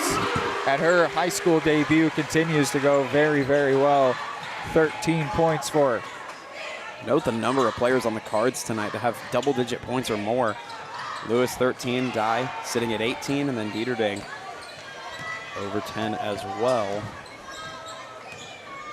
Peyton Lewis here with the ball. I think she's going to be a very exciting character this season, and of course for the rest of her Cardinals career. She's been really exciting tonight. Yeah, she drained a couple threes early. we haven't actually seen her score as much in the second half, but early on she's just a freshman. You expect that they'll limit her minutes to some extent. That's a bit of what we saw with guys like Cy Thomas and Cash Schneider on the guys' side last year. Was they'd be amazing early on, and you'd see coach kind of pull them off, let them cool off a bit. But I think that the Cardinals have got another great character. They seem to be just a factory for fantastic athletes. They churn them out every year. Always. And it seems like there's going to be another one there for the Cards. There's a timeout taken here. Go ahead and keep you here. 37 to go. We're also looking forward to the boys game. You can stay right here on this same live stream. We will have that for you. Same squads, or same schools, but the boys squads. So we will, after this game is done, we'll go to a break, come back with our post-game show, then have another break, and then our pre-game show for that next game right here. Doubleheader action on Eudora Sports Live. Thank you so much for spending your afternoon with us. Afternoon? It's dark outside. Evening, whatever. It's afternoon. It is afternoon. You are absolutely correct. Oh, and a great inbound there to Dye, but then she couldn't convert. The loose ball will be recovered by Dye. Gets it back, though. There's a half-second difference between game clock and shot clock, so the Cardinals cannot just hold on to this one and see it out, but they can very nearly. Shot clock Dye is will off drive, now. shoot, score. Clock remains running. That puts Dye up to 20 on the day. And it's nearly the Cardinals' lead at this point. 6 seconds left. Meter won't get it to go. Brought down by Schubert, and she can't score. 3 seconds, 2. There will not be another score in this game. 64-45 is the final. A very, very impressive offensive showing and defensive showing for the Cardinals here as they get their first win on the year as the reigning Frontier League champions get another win within conference play. A great start for the Eudora Lady Cards. We'll go to a break. When we're back, it's the post-game show as we will wrap this one up. Keep it here on Eudora Sports Live.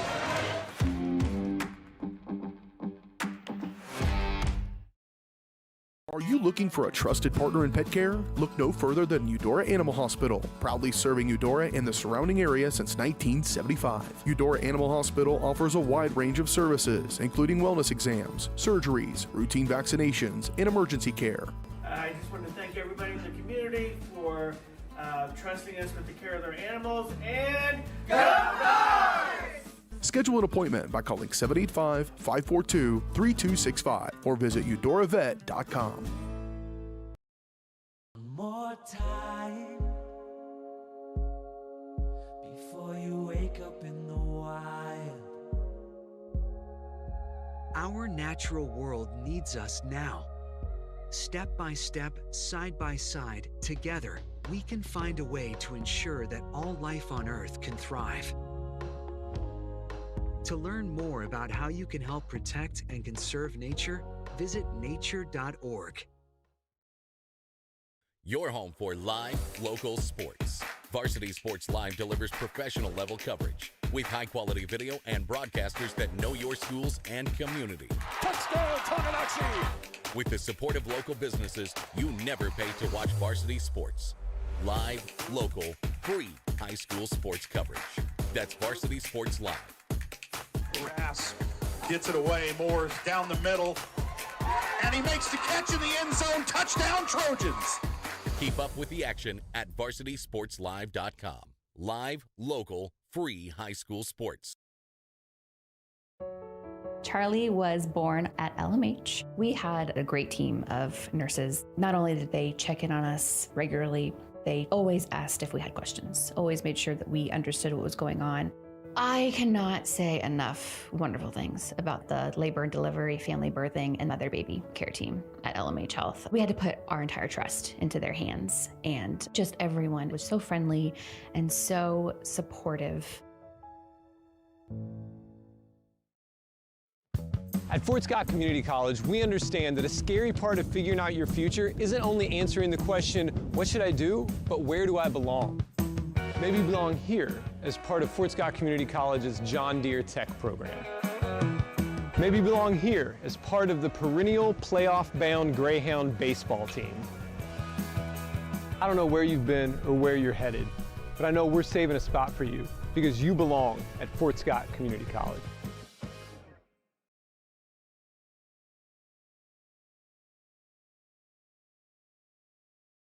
At Kansas Insurance, we know one size doesn't fit all. In fact, our whole mindset is based on customized policies for you and your families. We're local, and we do what we do because we care about you. Think of us as brokers for your insurance needs. Working with Kansas Insurance gets you the award-winning service and attention to detail that only an independent agency can provide. All across Kansas, we're here to help you manage and plan for all types of risk. Contact a local agent today. Kansas Insurance. Local, independent, serving. More time before you wake up in the wild. Our natural world needs us now. Step by step, side by side, together, we can find a way to ensure that all life on Earth can thrive. To learn more about how you can help protect and conserve nature, visit nature.org.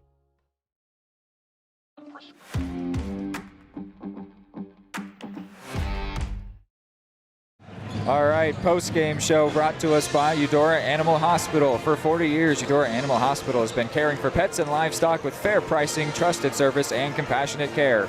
Pet owners from across the region trust their four-legged friends to Eudora Animal Hospital. To learn more, visit eudoravet.com. So it was a 64-45 win in the end.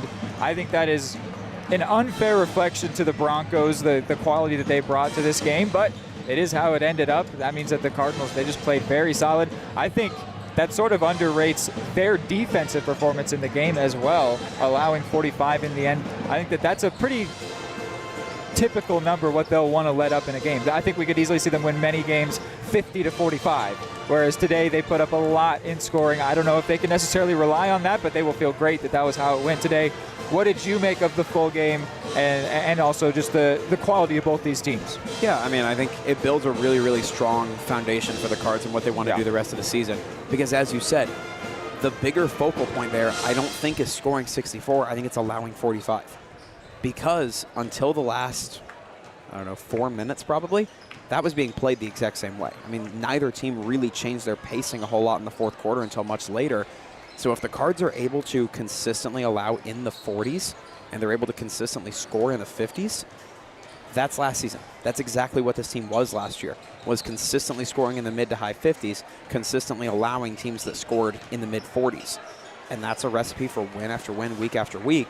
And I think for the Broncos, as you said early on, we alluded to throughout, it's just a really tough week one draw. It's a really, really tough opening match for them. This is not a stain on their season or their reputation whatsoever, because I do expect that this will once again be a very, very strong team. I think when they meet again, they meet late in the season. That could very well have big Frontier League implications. I mean, if these teams both play the way they showed they can tonight, these could be the top two teams in the Frontier League yet again, and the Broncos could make a very strong push down the stretch. But you can't be upset whatsoever with the foundation the Cards showed, the fight they showed, the mistakes were caught truly to a minimum. They didn't make a ton of errors. There's always going to be things to clean up, of course, but really strong start for the Cards. And the Broncos have stuff that they know they can now clean up and dust off as they move to Emporia next week. Between the two teams, we saw more than 20 points come from the freshman classes. So some great young contributors. And the heavy lifting being done there by the Cardinals' lone freshman, Peyton Lewis, who put up 13 points. She's one of a couple new names to this varsity squad that we saw contribute here tonight. Peyton Lewis being the first one, and Jayla Coulter as well, both playing some great roles. Coulter, a sophomore. And then on the Spring Hill side, Kylan Herman, the freshman, dropped a couple threes, and London Chesham also put up a couple points. So some nice contributions from the younger players here, and I think that's going to be a great thing for both teams. But the Broncos especially, they've got 6 seniors on their varsity roster, so I think there's going to be high expectations for them this year, and that's just going to require them to move past this one. This is sort of how last year went in terms of they couldn't get the better of Eudora, but they were still one of the best teams around, and I think they could very easily have that be their fortunes here. We'll run through some final score tallies, and then we will transition into pregame for the boys game after a commercial break. For the Broncos here, these are unofficial, of course, we are not the scorekeepers for these games, but Aubrey Meter we've got with 7, Addie McConnell with 3, Kylan Herman with 6, Mason Brackett with 1, Isla Herman with 22, Isabel Harris with a couple, London Chesham with 2, and Keely Roden with 2. For the Cards, Peyton Lewis with 13, Bryn Dieterding with 14, Brunkow with 4, Dye with 20, Brooks with 1, Owens with 8, and Coulter with 4. So the Lady Cards put their first W in the books at the first time of asking here in Eudora over the Broncos. We will now take a break, and when we're back, it's the pregame show for the boys game.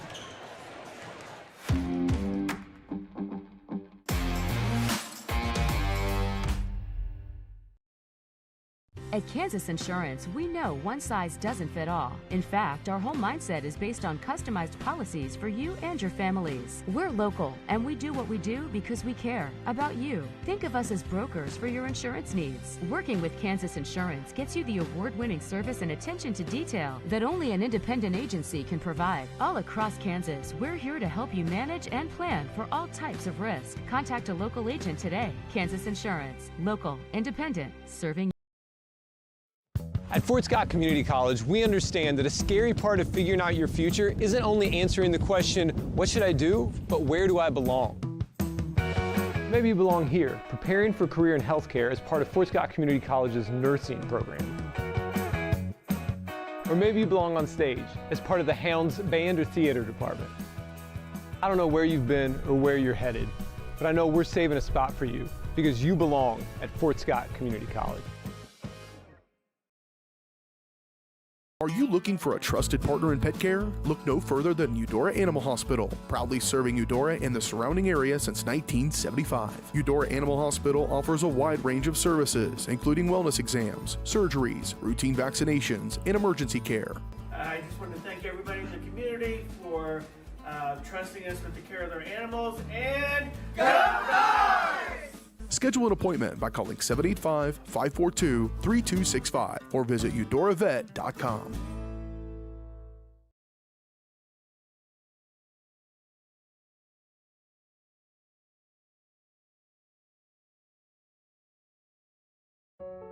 Charlie was born at LMH. We had a great team of nurses. Not only did they check in on us regularly, they always asked if we had questions, always made sure that we understood what was going on.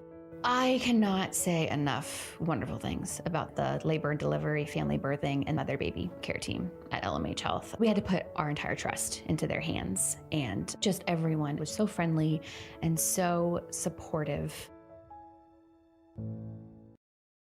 For the best care for your pet, choose DeSoto Veterinary Clinic. Dr. Matt Fair and his team are dedicated to providing high-quality medical care with compassion and a personal touch. They treat every pet as their own, ensuring they receive the attention and respect they deserve. For routine checkups, testing, vaccinations, chiropractic and acupuncture care, or surgical services, you can trust Dr. Fair and his team at DeSoto Veterinary Clinic. Call 913-585-1115 to schedule an appointment today or visit DeSotoVetClinic.com. At Fort Scott Community College, we understand that a scary part of figuring out your future isn't only answering the question, what should I do, but where do I belong? Maybe you belong here as part of Fort Scott Community College's John Deere Tech program. Maybe you belong here as part of the perennial playoff-bound Greyhound baseball team. I don't know where you've been or where you're headed, but I know we're saving a spot for you because you belong at Fort Scott Community College. At Kansas Insurance, we know one size doesn't fit all. In fact, our whole mindset is based on customized policies for you and your families. We're local, and we do what we do because we care about you. Think of us as brokers for your insurance needs. Working with Kansas Insurance gets you the award-winning service and attention to detail that only an independent agency can provide. All across Kansas, we're here to help you manage and plan for all types of risk. Contact a local agent today. Kansas Insurance. Local, independent, serving you.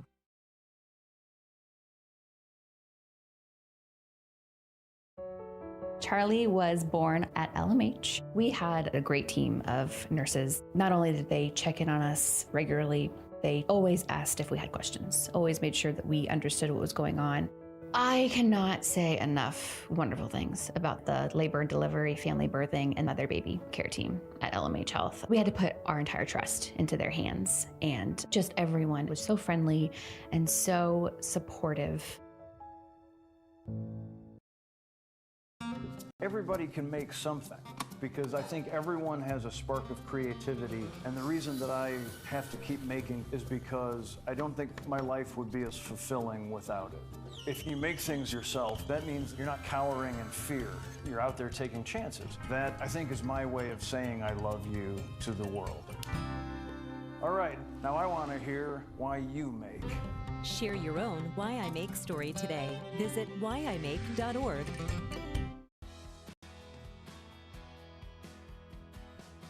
I used to drive an ambulance as an EMT, and I've always tried to be a safe driver. If people knew what I know, lives could be saved. In my car, if I see a truck or bus taking a turn, I know to take my time. When big vehicles turn right, they may swing wide to make the turn. If you try to sneak in, well, it's a lesson you'd rather not learn the hard way. When trucks and buses turn, let's you and I wait. It's our roads, it's our safety. At Kansas Insurance,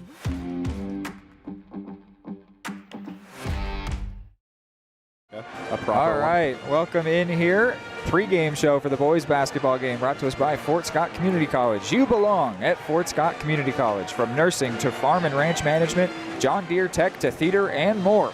Plus championship caliber athletic programs. Learn more at fortscott.edu. So a fun matchup here. Two teams that finished with identical records last year. They went 10-11, but the Cardinals did come away with some hardware in that season. They were the Tonganoxie Invitational champions, which was a very special accomplishment and moment for that team. We got to talk with some of the seniors from it. It was a really, really fun time for the Cardinals to come away with something tangible from last season, but it is a clean slate here. Some new faces, some returning faces. It's going to be a good time here. What are you looking at here for this matchup, Hayden? I don't even know. I'm just excited. Yeah. This Cards offense, going back to last season, was prolific with scoring. That was something they were so incredibly strong at. But on the same tone, they allowed a lot of points. 10-10 was the regular season record.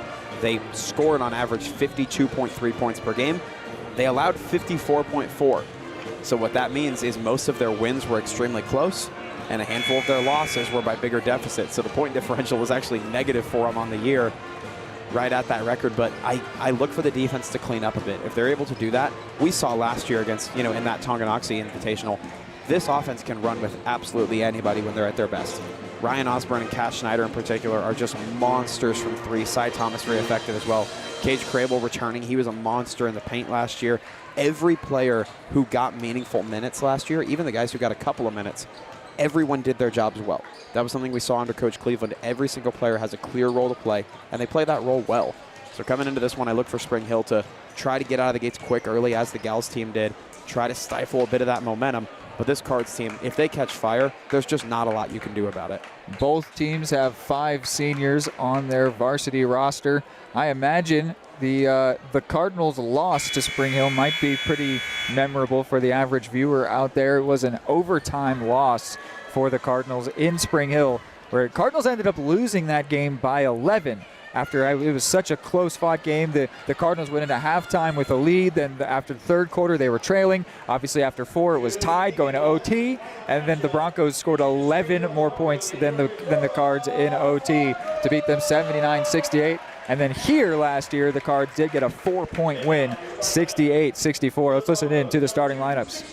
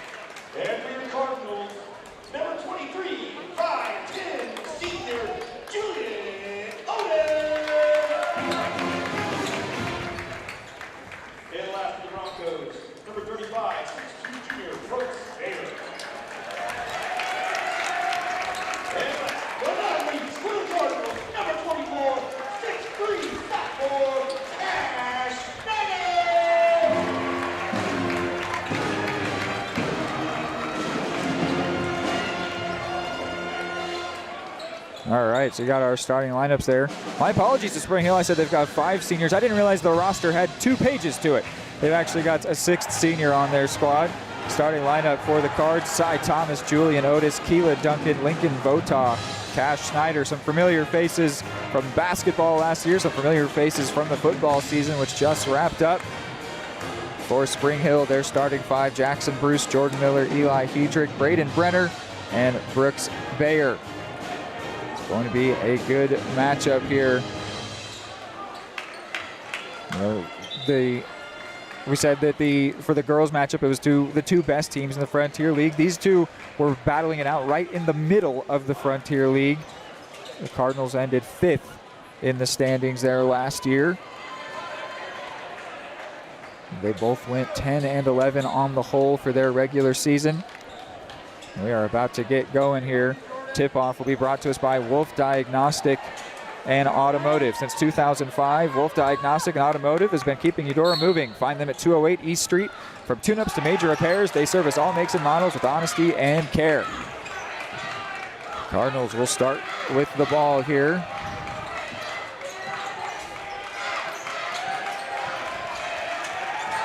Here's Votaw.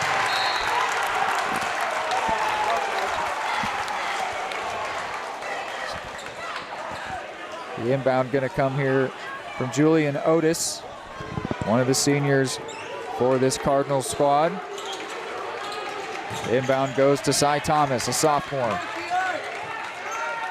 A lot of these players going to be familiar faces from the football season, including Thomas, Otis, and Duncan out on the court at the moment. Here is Schneider trying to keep hold of the ball, finds Keelan Duncan, and his goes off the top of the glass, no good. I believe that was Miller who went way up to get that one off the rebound.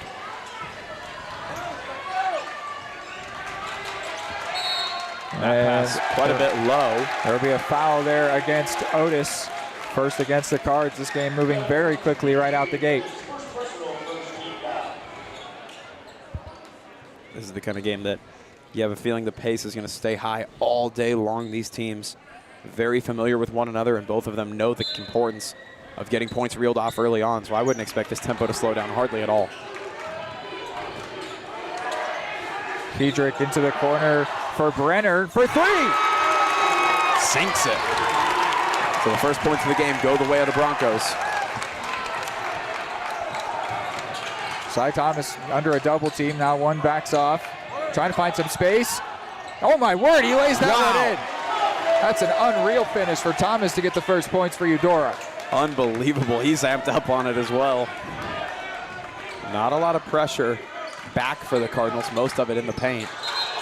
And there's going to be a travel there. That gives the ball back to Eudora. Reed, I'd certainly expect this the kind of game where no lead's going to be safe. Nobody's going to feel comfortable at any point early on throughout. These two teams both so prolific and capable of rattling off quick points. Lincoln Votaw with the ball, another one of the seniors in the starting five. Over to Thomas. Thomas directing traffic. Keelan Duncan goes to give him some help. There was as many as 3 defenders on him, which left Otis free, but he couldn't score. Coming down with it there was Hedrick, and then it's going to be a travel against him, or either that was actually Jackson Bruce, and he gets hit with the travel, so it's a Cards ball.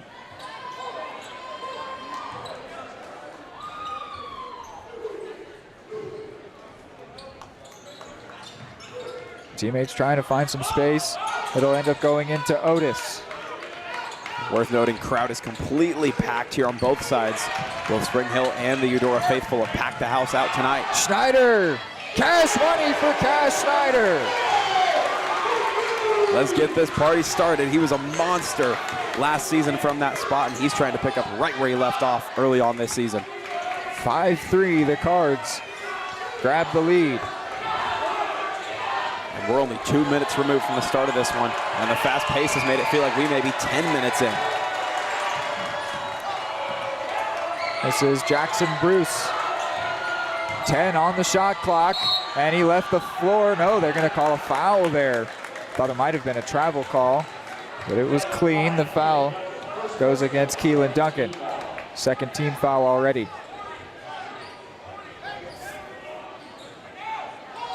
Floated inbound, finds Bayer. Miller to Hedrick, jump shot, no good. Schneider comes away with it, finds himself in some space, breaks down court. Still Cash Schneider, finds Otis, and now slows things down a little bit with Cy Thomas. Good ball movement from the Cards. That was something fundamentally that they would have liked to improve on a bit last year. Thomas scores in, scores and one. The fundamentals may have been something for the Cards to iron out at points last season. The scoring, certainly no problem whatsoever. Thomas runs up another.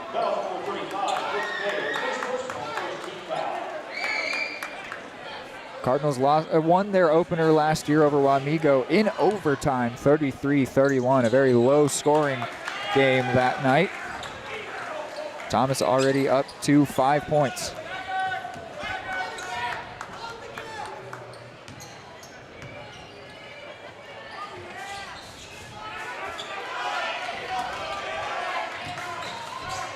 Thomas takes that one away but can't hold it. So it'll still be a Broncos basketball.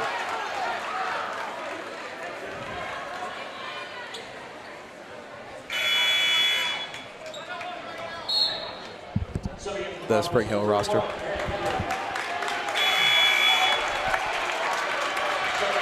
Substitution, Grant Gebhards comes into the game for Braden Brenner.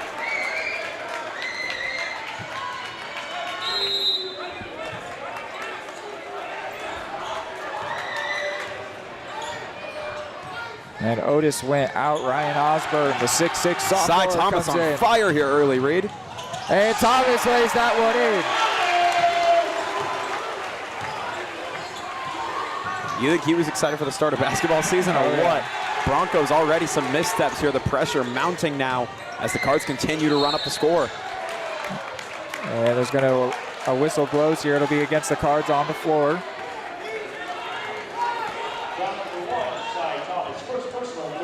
Third team foul against Eudora. There's one against the Broncos thus far. Ryan Osborne, the figure who's literally head and shoulders above everyone else, checked into the game. The junior stands 6'6". At least a head, if not some shoulders. Oh, and they give it away cheaply on that inbound. No one even close. Lincoln Votaw says, thank you very much. Here's Cy Thomas driving towards the basket, puts on the brakes, finds Schneider, who wants three, and gets it. And that'll induce a timeout from Spring Hill. The Cardinals arena erupts. It's a 10-point lead for Eudora. We'll go ahead and send you to a break on the Broncos timeout.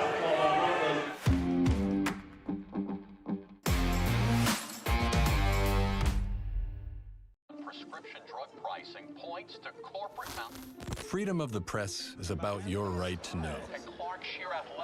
It's about your right to be informed. Today, there are real threats to press freedom and your right to know about the world around us. We must protect our right to know, no matter what kind of news is important to you.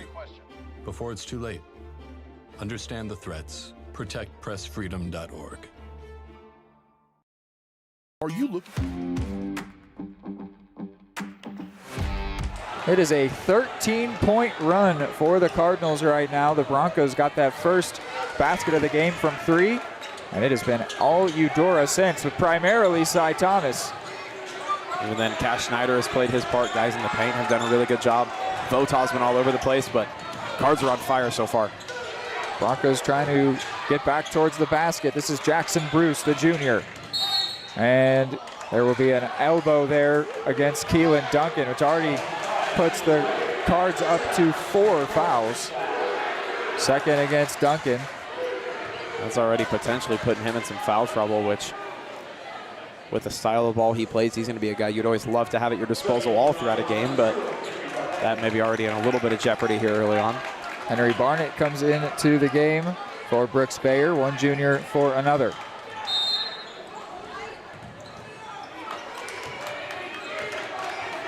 Bruce working against Duncan, goes for the jump shot, and it's in. First points for a while for the Broncos.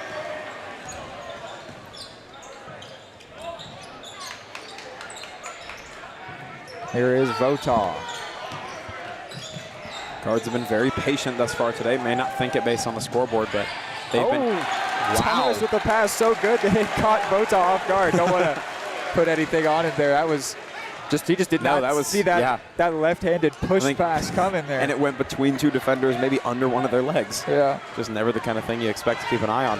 And the Cards have been patient today. On offense, they've done a really good job moving the ball around. They haven't been in a huge hurry to get points, which is in part how they've gotten so many. Funny how that works. Right, exactly. Here's Bruce, thought about the three, but some pressure from Duncan, and then Osborne says, get that out of here. He said, no, sir. Again, sometimes you're okay with a foul. For keeping possession, turning it away.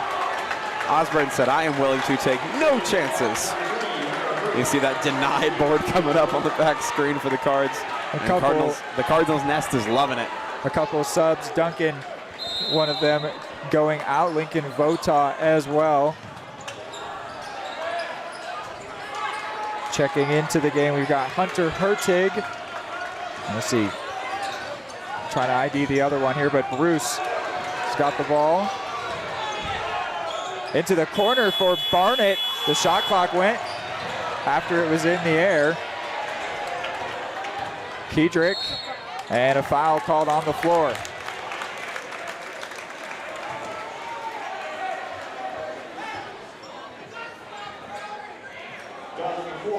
Man, the energy in here for mid-first quarter. The kind of thing only opening basketball provides you, Reed. It's a great matchup here. It is. And there's some really great energy. Very, very good turnout for Spring Hill. And it's not one of the closer ones, too. It's a little bit of a drive, and Broncos crowd is out here showing up and showing out per usual. And that's allowed, they both draw each other more into the game. They one says, I can't hear you. They say, oh, yeah. And it keeps going back and forth. Right. It's student section briefly on their feet for the Broncos, but likely won't stay that way long. Hedrick goes 0 for 2 at the line, which keeps our score 13-5. Here is Cash Schneider with the floated pass in. Beautiful pass there to Hurtig. And now Osborne, and he's going to get denied by Bruce. And just as you said, Cards faithful got excited earlier. There Spring Hill gets their moment to amp things up a bit. Looks like it'll be Cash Schneider for the throw in. Oh, and that's going to go to Hedrick.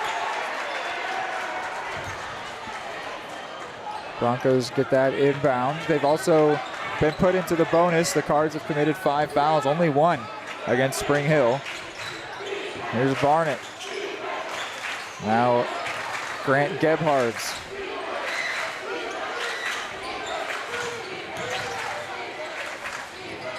This is Eli Hedrick.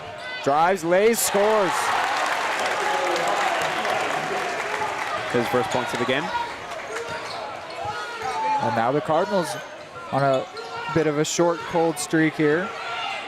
Yeah, a lot of time's gone by, but yeah, coming out of the timeout, though, it's only been Spring Hill to score. In other words, that induced timeout ended up working exactly as intended for the Broncos. Completely froze the momentum for the Cards and sent it Spring Hill's way. Violation called there on Thomas, gives the ball away. Another chance for the Broncos to keep chipping away. And that's another disciplinary-related call against the Cards, while Spring Hill has remained mostly clean. Could end up being a tail of the game if this one remains close down the stretch. Broncos rapidly found themselves trailing by 10, but they're now back within 3.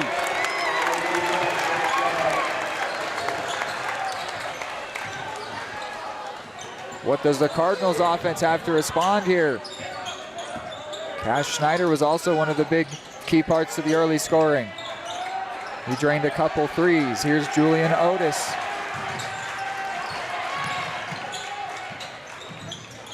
Jump pass, Osborne all by himself, and it won't go.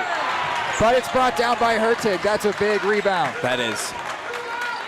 That allows the Cardinals to keep working to try and gain some of the momentum back. If that fell for Spring Hill, they could have easily had a chance to tie the game. But they will still get that chance as a bit of an errant pass from Thomas. Schneider couldn't get the handle.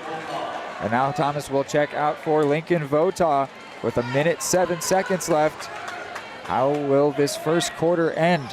It was 13-3. Yeah. Well, it was 3-0 Spring Hill. Then it went to 13-3 Eudora. Now we're on a dry spell for the Cards. Spring Hill's gotten right back into it. We've seen chapters to this first quarter. Jackson Bruce into the corner for Hedrick, across the baseline. Able to find it in the corner, and the shot no good. Osborne comes away with it. Otis leads the break down court. Vota drives, puts it up off the glass, no good, brought down by Barnett. Cards certainly look rushed to me. A cornerback pass sends Hedrick free, but Hurtig there to slap it away. And the Cards seem a little bit rushed at the moment, Reed. They're not taking their time the way they were early on. A little bit of pressure starting to force a couple of mistakes maybe, but they are still you've got to firing think back when it counts. They're sensing the run that Spring Hill's going on. Absolutely. But to their credit, denials like that one are just the kind of thing that can start to turn momentum back your way. Jordan Miller not going to rush things. Eli Hedrick. They want to have the last shot here. Shot clock about 2.5 ahead of game, or they can very much still make that the last realistic shot if they choose to. That's exactly what they're wanting to do here. Jackson Bruce drives, jumps, shoots, and scores. And the Cardinals will not be able to move quick enough to get a response. So when they trailed by 10, it ends up being only a 1-point deficit for the Broncos after Q1. A very impressive fight back. We'll take a short break. Are you looking for a trusted partner in pet care? Look no further than Eudora Animal Hospital, proudly serving Eudora and the surrounding area since 1975. Eudora Animal Hospital offers a wide range of services, including wellness exams, surgeries, routine vaccinations, and emergency care. I just want to thank everybody in the community for trusting us with the care of their animals, and go Cards! Schedule an appointment by calling 785-542-3265 or visit eudoravet.com. At Kansas Insurance, we know one size doesn't fit all. In fact, our whole mindset. For the best care for your pet, choose DeSoto Veterinary Clinic. Dr. Matt Fair and his team are dedicated to providing high-quality medical care with compassion and a personal touch. They treat every pet as their own, ensuring they receive the attention and respect they deserve. For routine checkups, testing, vaccinations, chiropractic and acupuncture care, or surgical services, you can trust Dr. Fair and his team at DeSoto Veterinary Clinic. Call 913-585-1115 to schedule an appointment today or visit DeSotoVetClinic.com.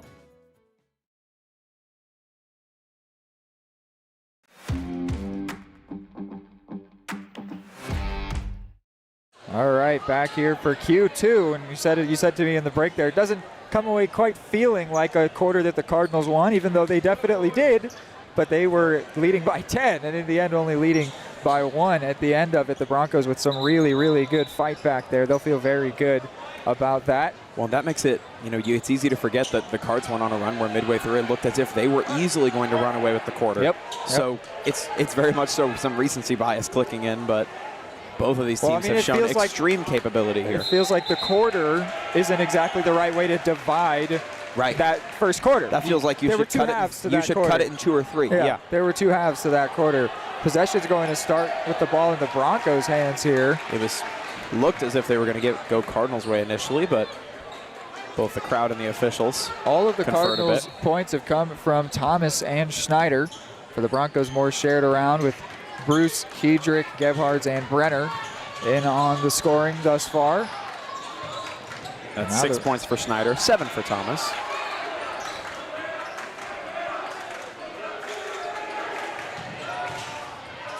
Jordan Miller with the ball, 15 on the shot clock.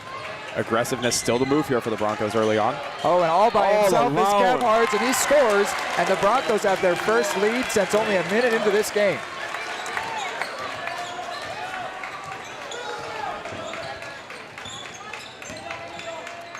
Puts Grant Gebhards up to 5. Cy Thomas looking for some room to shoot, trying to put the handles on the defense. Goes to Hurtig, the defense wants to travel, that call won't come. Here's Osborne. Now for Otis, wants his first points and gets them. Quick answer back from the Cards. They're going to strike themselves right back into the lead here. We've already seen 2 lead changes in Q2, 3 in this game. Just looking down at my sheet, you look at who's got the points for both teams. 3 players have all the points for the Cards. 5 players have them all for the Broncos. Great make there for Hedrick, puts us tied.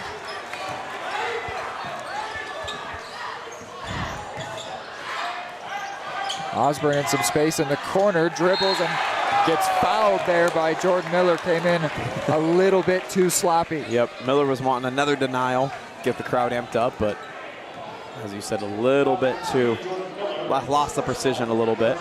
So Osborne going to get his first 2 shots from the line. We mentioned it late in the girls' game, but even early on in a game this close, free throw is always going to be significant as Osborne knocks back the first one good. That'll be his first point of the day. Vota will come in for Hurtig.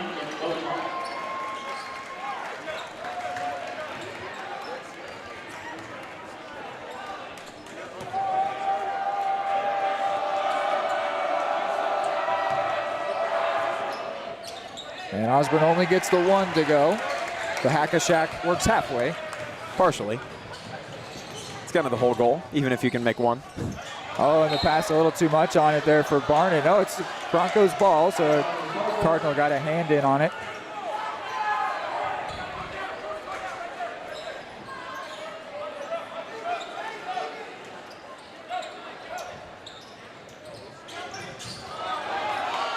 Inbound finds Miller.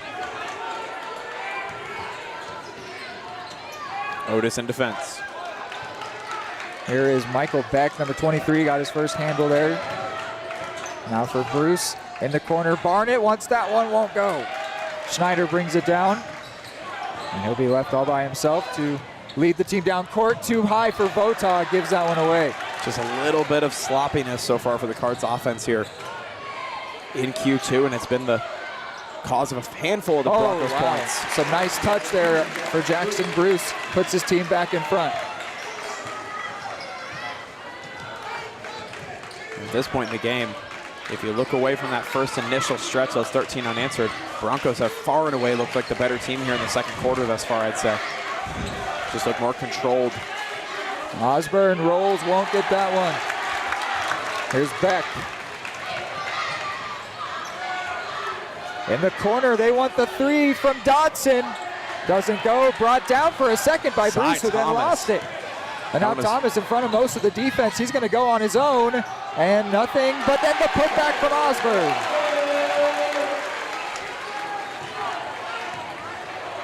Eudora back in front.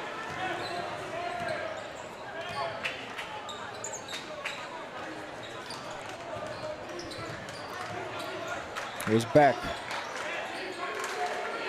Over to Miller. All This is kinds of room Henry along Barnett, the the outside. junior. Oh, he drains it.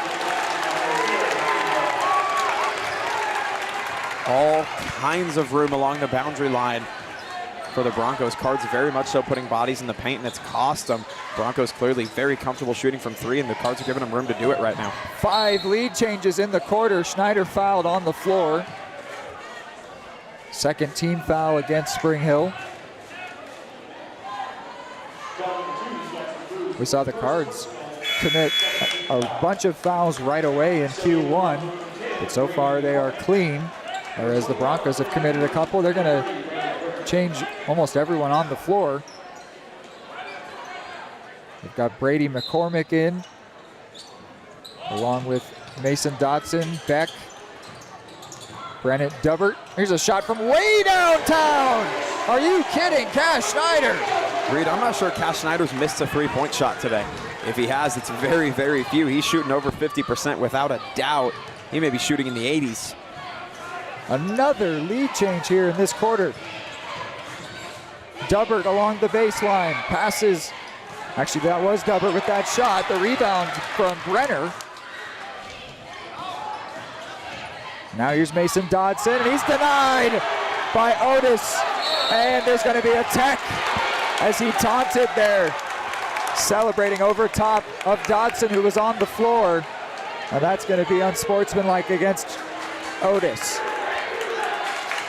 The Cards no longer clean here in the second quarter, still behind the Broncos in terms of fouls, but the officials confer to talk about what they're going to do here.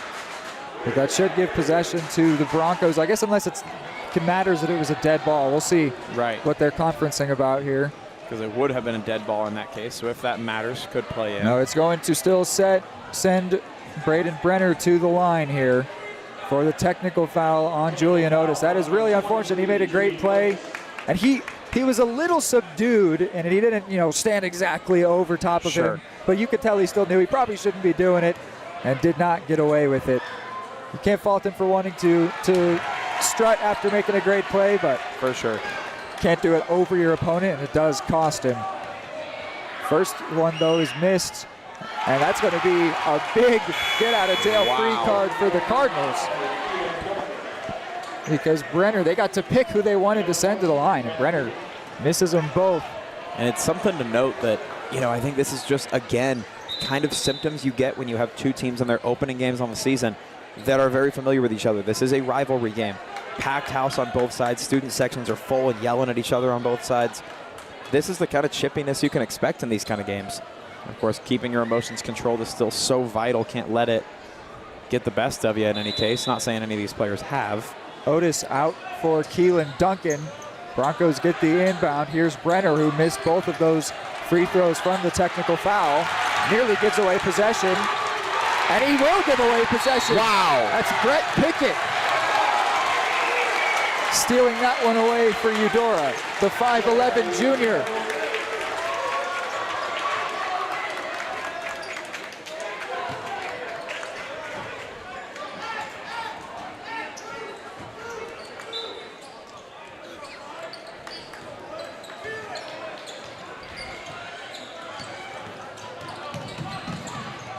And Thomas in the paint scores. Wow. So for the first time today, maybe for either team in the second quarter, a little bit of breathing room to the Cards, 3-point advantage. Obviously not a lot the way these teams have been playing, but it's been hard to even get that. And fouled on the way up, it appears, was Brenner. So he will go to the line for a couple. That was on Cy Thomas, his second of the day.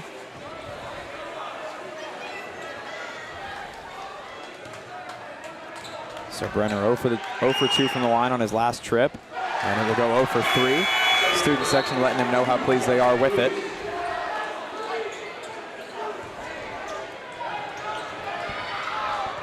.321 to go here in the first half. This will be attempt 2 for Brenner. And it goes off. Not go either. Brenner really struggling at the line, and it is saved for the Cardinals. They would be trailing if he had sunk all 4. And as you mentioned, it was their choice to send him out the first time. Thomas dribbles, shoots, floats it, no good. The body adjustments of Cy Thomas right near the bottom of the basket are really something to watch. Bruce wants the 3 and gets it. Tie game.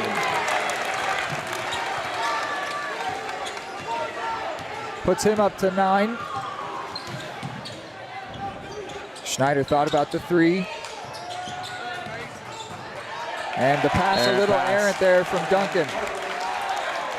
But they'll say, actually, no, it took a Broncos slight touch there. Yeah, it looked like that was a call at least.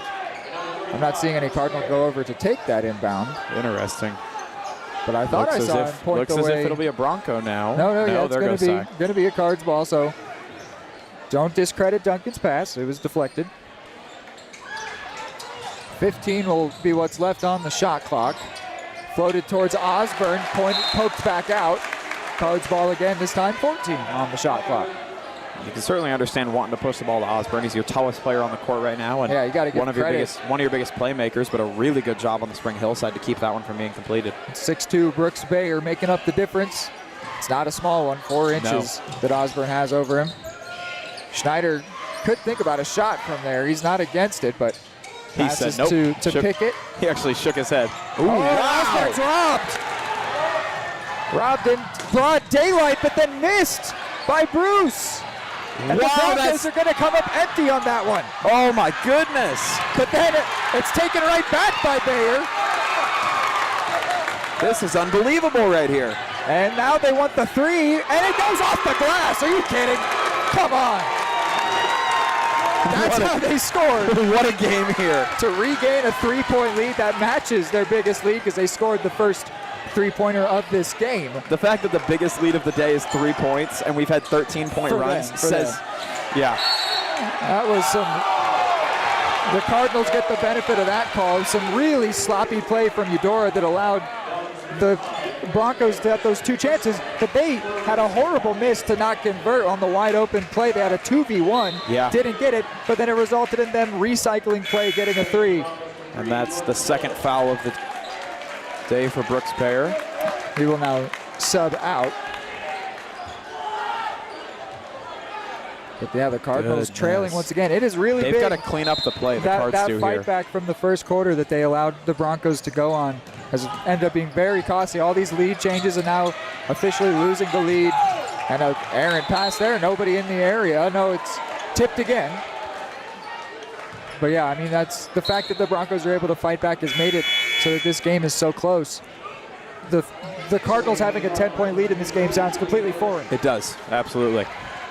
And really, if they hadn't rattled back as quickly as they did, now I understand how it happened.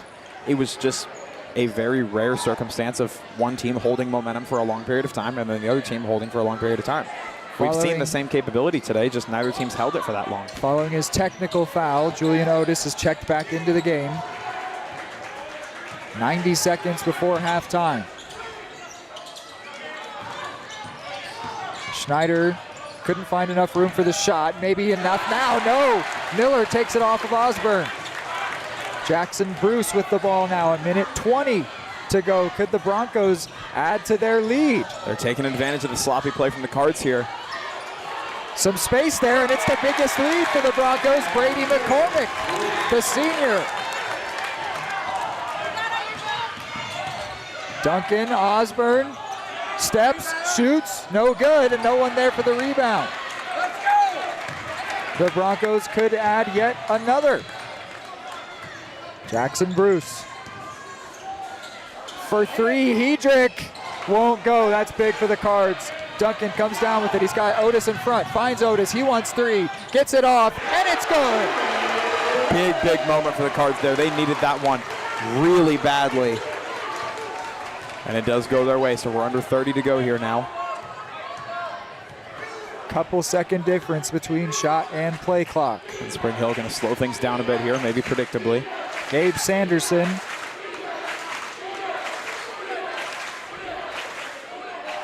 Holding onto the ball here is Hedrick. He now gets the play call. Under 10 to go on the shot clock, now under 5 to go. So similar to the way we saw the first quarter end, but they give it away. Duncan floats the ball to Schneider, who can't grab it. Half a second, it will tick away. So if that's not the perfect end of the second quarter. It's going to be a 2-point lead for the Broncos. They trailed by only one after the first, lead by 2 as we go to halftime. These two teams really cannot be separated. It's going to be a great halftime break as we talk about what we've seen, and then we get back into the second half of this one. Keep it here.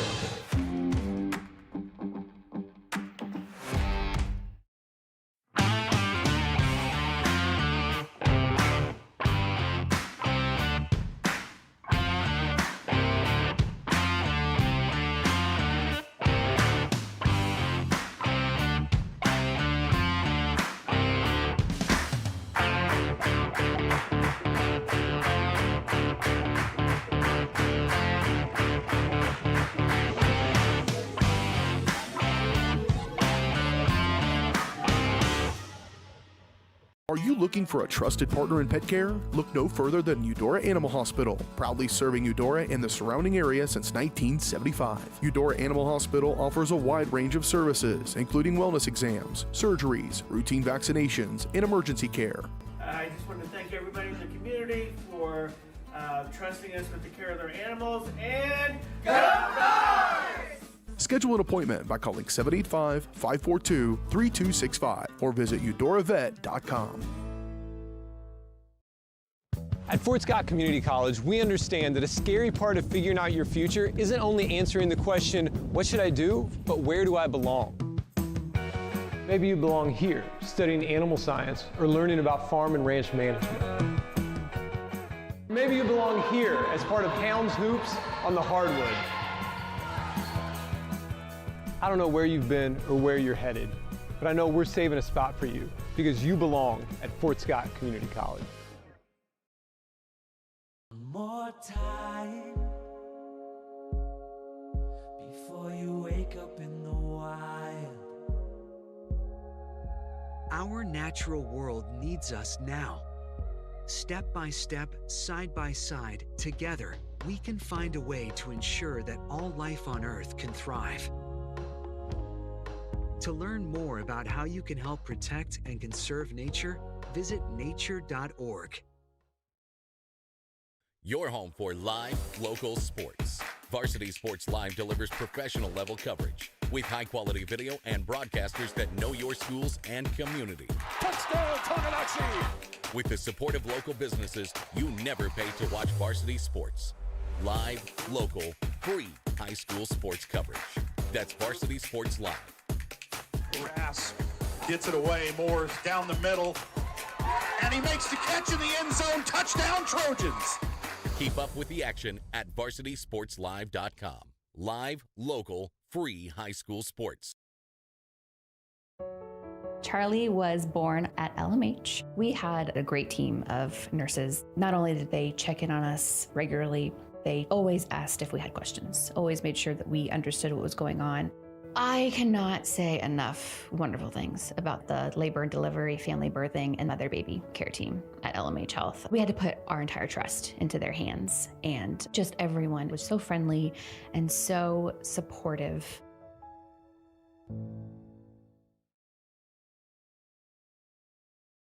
At Kansas Insurance, we know one size doesn't fit all. In fact, our whole mindset is based on customized policies for you and your families. We're local, and we do what we do because we care about you. Think of us as brokers for your insurance needs. Working with Kansas Insurance gets you the award-winning service and attention to detail that only an independent agency can provide. All across Kansas, we're here to help you manage and plan for all types of risk. Contact a local agent today. Kansas Insurance. Local, independent, service. Your home for live, local sports. Varsity Sports Live delivers professional level coverage with high-quality video and broadcasters that know your schools and community. Touchdown, Tonganoxie! With the support of local businesses, you never pay to watch varsity sports. Live, local, free high school sports coverage. That's Varsity Sports Live. Grass gets it away. Moore's down the middle. And he makes the catch in the end zone. Touchdown, Trojans! Keep up with the action at varsitysportslive.com. Live, local, free high school sports. At Fort Scott Community College.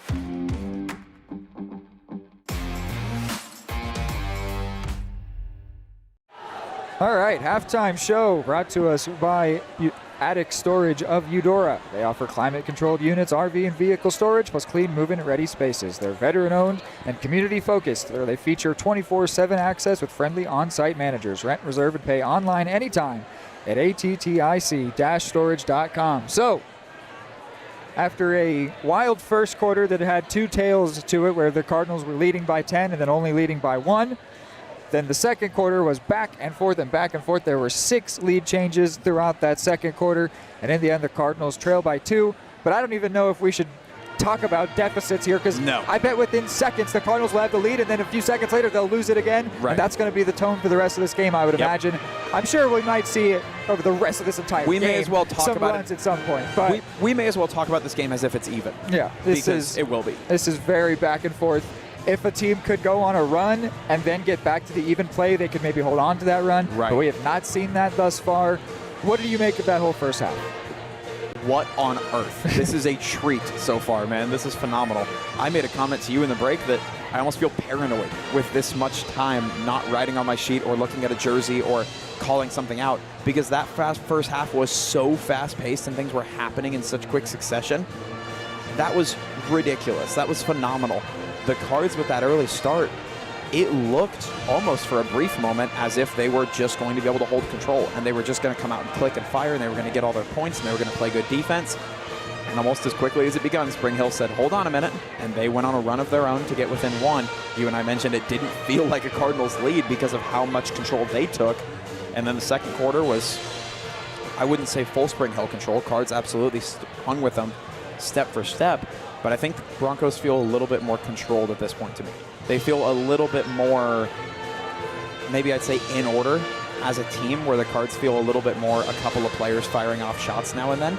But it's very much so still anybody's game. But I'd say Spring Hill has seemed like the slightly more balanced team at this point. I think the Cardinals losing that big lead sort of rattled them. I don't think they were necessarily expecting that to happen at least as fast as it did. Right. And so then they've been sort of reacting to that, playing a little bit looser than they were beforehand. And they just need to look past that, see this as the close game that it is, get excited for the great atmosphere that they've got here behind them. But yeah, it is a great matchup here. And I don't know, I think also for both teams, the fact that they've got the 3 ball in their locker means that we don't know that the scoring is necessarily going to stay this tight. You could see a team, if they go 3 for 3 in quick succession, right, they could put up a double-digit lead all of a sudden. Right. And we've seen both teams capable. Neither team is relying on it so much. We haven't even seen Schneider get to line up for those as much as you probably think he likes to. Oh, but warning shots have been fired without a doubt from both teams and that, so hey, we can do this. If he or Thomas or Osborne or anyone for the Broncos side can hit a couple back-to-back, it could immediately make a big difference that they could try and hold on to. But these teams are locked together right now. Yeah, no, it's a gridlock, and a first half like that only makes me wonder how it's going to go in the second half. Does the scoring continue to run that prolific? Do you see it stutter a little bit? Like you said, is one team going to be able to pull off what seems daunting right now of maybe a couple of quick threes and then just going step for step, where you make it so tough to answer? I think a really big moment from that first half was the Otis Tech followed by both misses from Brenner. Maybe if the Cardinals want to try and survive, maybe they could start sending the Broncos to the line sometimes if they feel like they can get away with that. And maybe that's what they were doing in the first quarter that went well for them. Who knows? But yeah, this is going to be super fun. Teams back out here for some warm-ups. We'll take one last break, and when we're back, it's the second half. Are you looking for a trusted partner in pet care? Look no further than Eudora Animal Hospital, proudly serving Eudora and the surrounding area since 1975. Eudora Animal Hospital offers a wide range of services, including wellness exams, surgeries, routine vaccinations, and emergency care. I just want to thank everybody in the community for trusting us with the care of their animals, and go Dogs! Schedule an appointment by calling 785-542-3265 or visit eudoravet.com. At Fort Scott Community College, we understand that a scary part of figuring out your future isn't only answering the question, what should I do, but where do I belong? Maybe you belong here, preparing for a career in healthcare as part of Fort Scott Community College's nursing program. Or maybe you belong on stage as part of the Hounds band or theater department. I don't know where you've been or where you're headed, but I know we're saving a spot for you because you belong at Fort Scott Community College. What would happen if I had to pick up the phone, call 911 for one of my family members or one of my neighbors? What would I do if no one was on the other end to respond? What if there was no 911?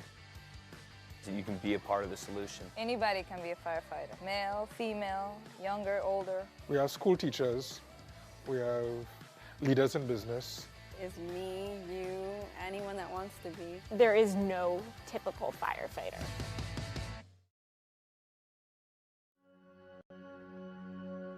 All across the country, people are coming together to speed up what we can learn about health.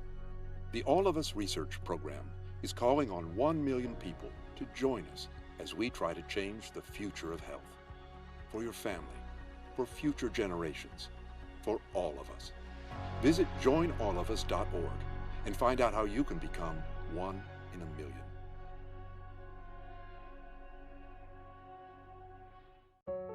Charlie was born.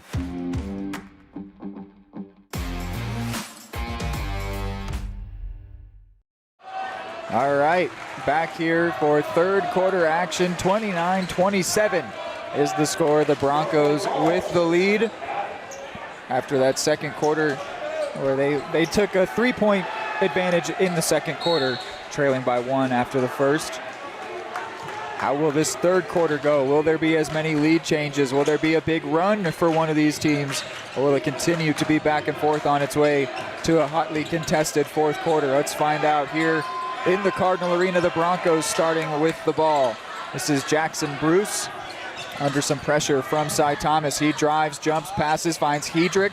He connects with Brenner. Brenner lays it up, no good, pushes it back. Thomas comes down with it. That's going to be a big component of the Cards trying to slow them down, as another big pass from Cy Thomas. And Broncos, now he finds some space. Thomas wants that three, won't get it.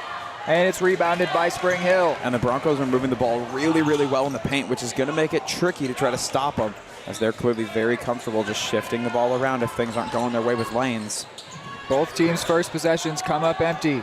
Bayer's been fighting hard to make sure his team has every advantage possible. The behind-the-back layup there goes in from Hedrick to get the first points of the second half. Here's Cash Schneider. Does he have a quick response? He sure does. And he goes down under some hard contact there. And that puts him over double digits on the day. Puts him to 11. And another quick response. No, it's going to be a call in favor of the Cardinals. Vota draws the foul.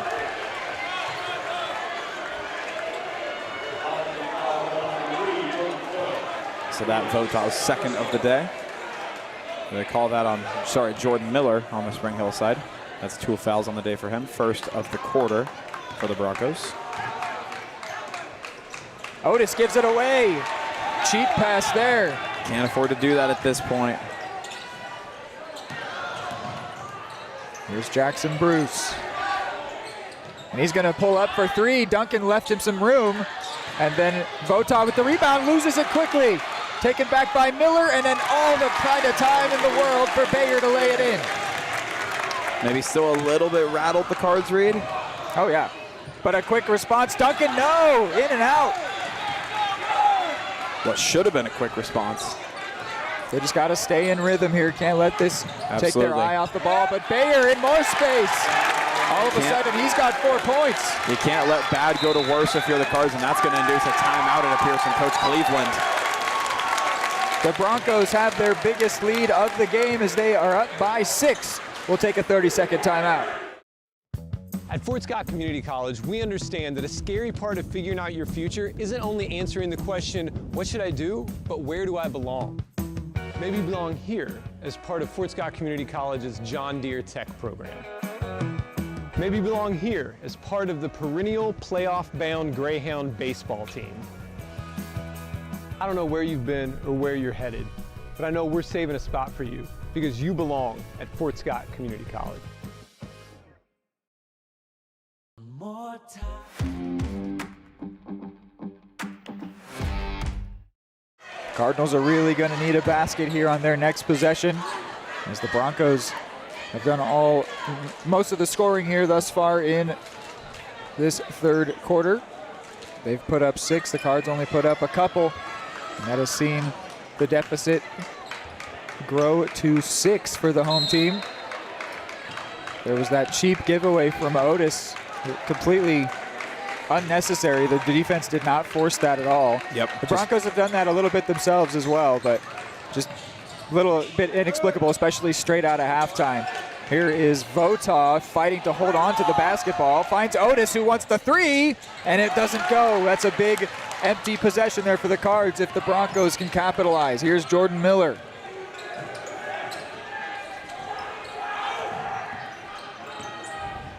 Lays it off to Brenner, who drives, floats, shoots, no good, but the Broncos come back up with it. Hedrick pushes it short. That's a big one. With 3 Cards at the bottom of the basket, that one going the Broncos' way would have been devastating in the end. All of a sudden, these two teams, they looked so clean in the second quarter. Messy on both sides. Brenner by himself will score. Just giving away still cheap points and cheap possessions. And then there's also a foul away from the ball. Schneider was fighting to try and get in on that one to try and put a block on Brenner. And so if his first personal foul is going to also send Brenner to the line, it turns into an and one, even though he himself was not fouled.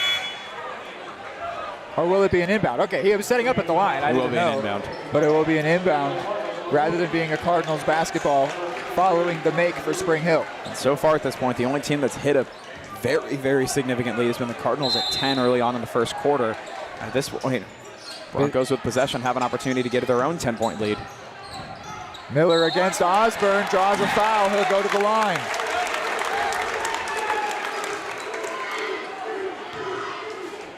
So there is a quick run here for Spring Hill. We said we thought it might be evenly contested, and the play hasn't been that drastically different, but the scoring has been, and that's why we find ourselves where we are.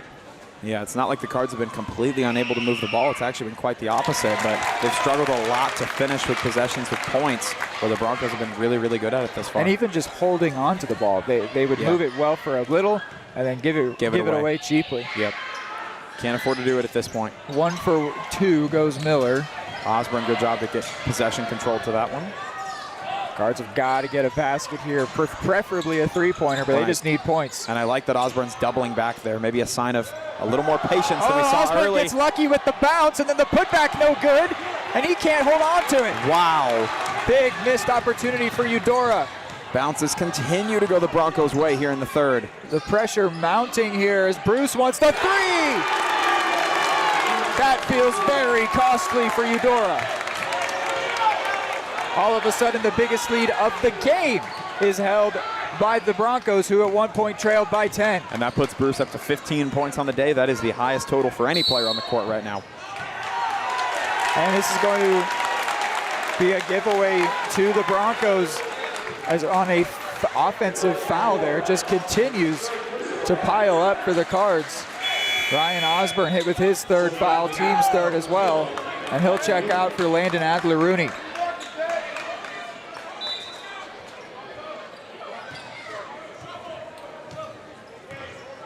Another empty possession for the Cards due to the offensive foul. That is going to continue to cost them. They're going to need to have a fight back like the Broncos had in the Q1. Oh, and Adler Rooney gets robbed. And then he gets a block, but it's a foul. Oh my goodness. And everything that looks like it's an opportunity for the Cards to maybe get this ball rolling back in their favor just turns into insult to injury being added on here. Right into the game and right into the foul book, and he's also the 4th against the Cards. So Cards getting themselves into foul trouble as well, which can happen when a team falls into a big deficit like this. Players start getting frustrated, start making uncharacteristic mistakes. We said sending him to the line might be something to consider, and they actually, I doubt they've been doing it on purpose to this point. But it's happened a lot. But it could have, well, I was thinking they haven't really done it enough. There's been the three-pointer from Bruce and a lot of baskets from open play. So maybe they could try and go for more, but Miller goes 2 for 2 on that one. Cards, I think, as much as it may seem crazy, they just need to settle down here. Turn the pace down just a little bit, start playing fundamentally sound a bit more, and the points will start adding up with how talented of shooters they are. First touch of the ball for Carter Lewis. Here he is. And Lewis can't get that one to go, but Adler Rooney with the fantastic rebound.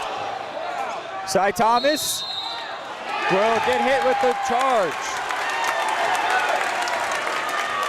So that puts the Broncos into the bonus.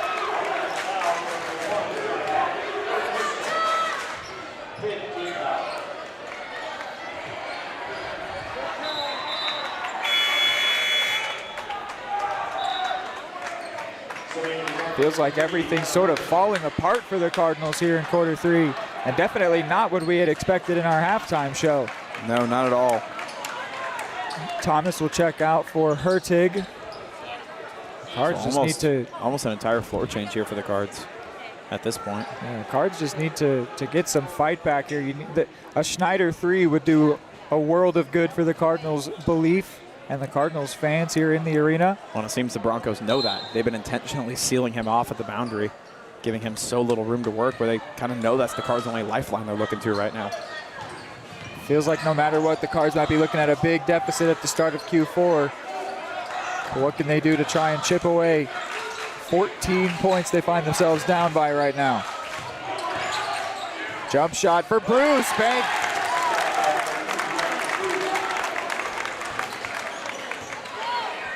It's going to be Pickett, Adler Rooney moving ball down court.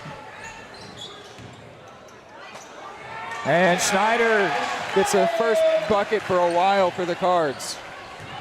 And as you said, you'd rather it be a 3, but just points. Something to help the Cards start believing in themselves again and start chipping away. Anything's going to matter here. Yeah, we had those quick exchanges right away when this quarter started, and that was the last time that the Cardinals scored until then. Kedrick. Miller. Oh, and a nice finish there from Bayer. He's up to 6 points. They've all come here in the third quarter. And they've all come in almost the exact same way. Finding the ball and just sneaking right behind Cards defenders where he's had plenty of room to work. Cash Schneider will draw a foul. Only the second team foul against Spring Hill. And also the second on Bruce.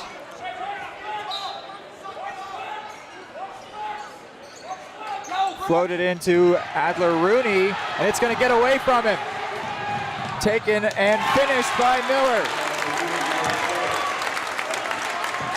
He's up to 5 on the day.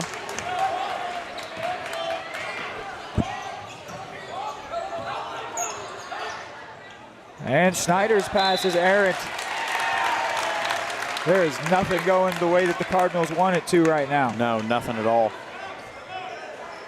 And the beauty of being a team with a big lead for the Broncos right now, they've got enough of a lead. The Cardinals are making a lot of these mistakes happen completely unforced. Yeah.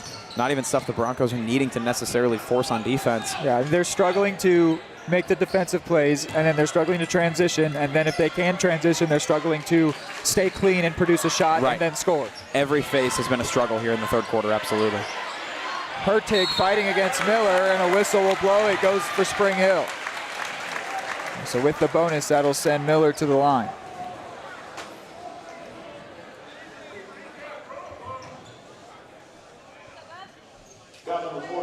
Actually, the foul called on Pickett.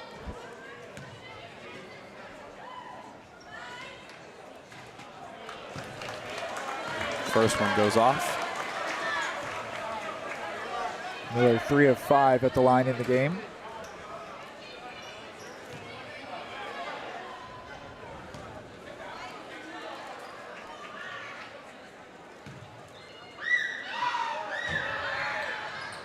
And he will not get that one to go either. 50% at the free throw line. 90 seconds left for the Cardinals to try and chip away, and it's going to just keep compounding here. They cannot make any progress. Everything they do is going wrong, and the Cardinals will call a timeout down by 20. We'll go ahead and keep you here. We got to talk about this, Hayden. What is going on here for the Cards? You know, part of me wonders if it's early on in the season where, you know, I don't want to say ring rust, of course, but where you haven't been in game action for a little while. Part of me wonders if that's part of the reason we're seeing some of these little mistakes compound into bigger mistakes over and over. But truly, they just still look flustered to me. And initially, we brush it off. Of course, you're going to look flustered after giving up a big lead and the team storming back. But I think we all kind of expected them to reset, find their footing, and quickly start chipping away again. And that just hasn't happened yet. They still look stunned to an extent when we're close to 10 minutes into this being the case. And they're really beating themselves. You mentioned that very largely. I mean, the Broncos are also doing things well. They're scoring well. They're playing good offense. But I'd say it's the Cardinals almost a coin flip at this point. Are kind of literally handing them the ball. Yeah, it's almost a coin flip of if the Broncos are going to force a mistake or if the Cards are just going to give it away, which against a really good team like this, you just can't do that to yourself. I think it might help if the Cards get a little more experience on the floor right now. We're rocking with a pretty young squad. That'll continue for the time being. Pickett inbounds to Schneider. Back for Schneider, some nice movement. Adler-Rooney for... Very nice movement. Oh, wow, what a play there, Carter Lewis. I just criticized the young Bucks, and they all connect, all 5 of them, on a beautiful team basket. That was awesome. Now if you're able to string it together well defensively. Oh, and Lewis leapt too early there and ends up committing a foul, which will send the Broncos to the line again.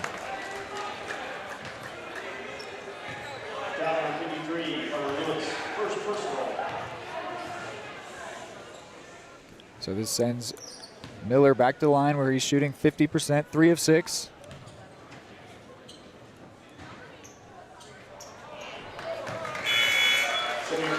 Three of 7 now. They'll make a couple changes. Send in Dodson and Michael Beck. Reed, I'm almost curious looking at the lineup on the floor. I almost wonder if Coach Cleveland feels that this is a necessary move to have the kind of inexperienced, the younger guys out on the court, or if it's, you know, something related to conditioning for some of the players out there, or just mindset. You never know. But he is very much so intentional at this point about the roster he's got out there. Here's Cash Schneider. Spins, finds Lewis in the paint, jumps in, no good. Rebound Adler-Rooney. He draws a foul, he'll go to the line. And again, can't complain about it. You're not allowing a ton of points, and you're just slowly getting the ball rolling, which at this point we are still in the third quarter, of course, near the end of it. But at this point, you don't need to burn the world to the ground with points. Just get enough that the team starts believing in themselves again. They start getting that confidence, walking around like they should be here.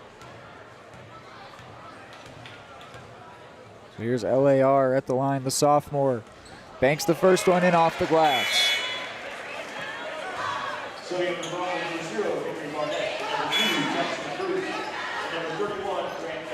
Barnett, Bruce, Gebhards come in. Dodson, Beck, and Miller go out.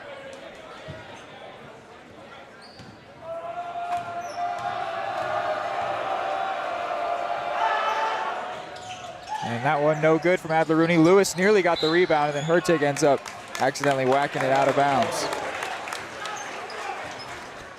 Yeah, and it really was accidental too. He just don't think he realized the ball was there and just knocked it down.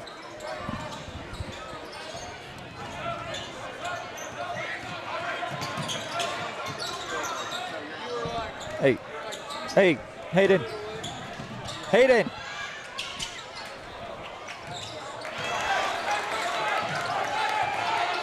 Broncos moving the ball around, and the shot goes for Hedrick.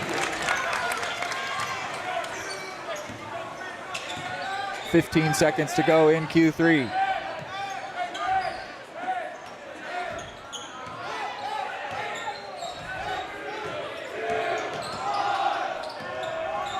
Three seconds left. They bumbling around there. Pickett unable to hold on. And it's going to be a 20-point deficit at the end of the third quarter. Cardinals maybe had too much to do, a lot of work to do certainly as we go on to Q4.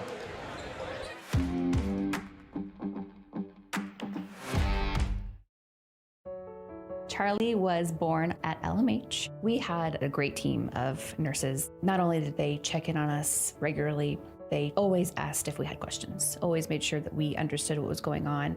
I cannot say enough wonderful things about the labor and delivery, family birthing, and mother baby care team at LMH Health. We had to put our entire trust into their hands, and just everyone was so friendly and so supportive. Are you looking for a trusted partner in pet care? Look no further than Eudora Animal Hospital, proudly serving Eudora and the surrounding area since 1975. Eudora Animal Hospital offers a wide range of services, including wellness exams, surgeries, routine vaccinations, and emergency care. I just want to thank everybody in the community for trusting us with the care of their animals, and go Dogs!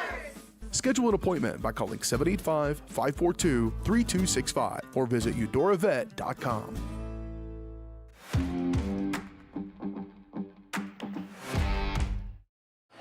Do or do not. All right, fourth quarter here, a 20-point lead for the Broncos. And I mean, this is a lot of work to do for the Cards. They've put some more experience back out there in the form of Osborne and Cy Thomas, along with Cash Schneider, Landon Adler-Rooney, and Brett Pickett. See what they can do here, but this feels like it almost could be too much already.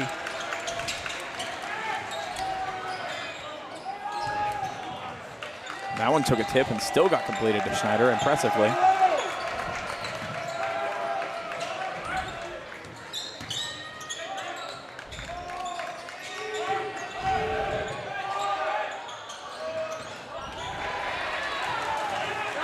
This one goes back the way of the Broncos, reversing court. And that one put in by Hedrick. 2 more points tacked on. Just got a note from the Spring Hill guys. It's Hedrick to put that one in there. Noted. Thanks for the little correction there, guys. And they also mentioned it's Bayer, not Bayer, for 35. Perfect. Here is Cy Thomas putting the spin cycle at the free throw line, pulls up and sinks it.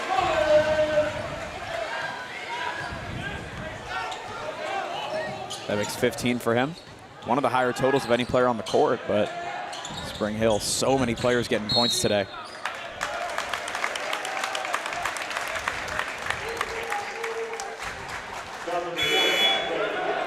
Foul against Pickett, his second. Cards first.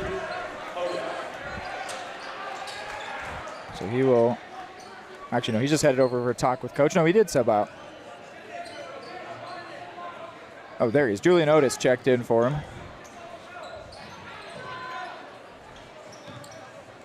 Here is Hedrick and Bayer.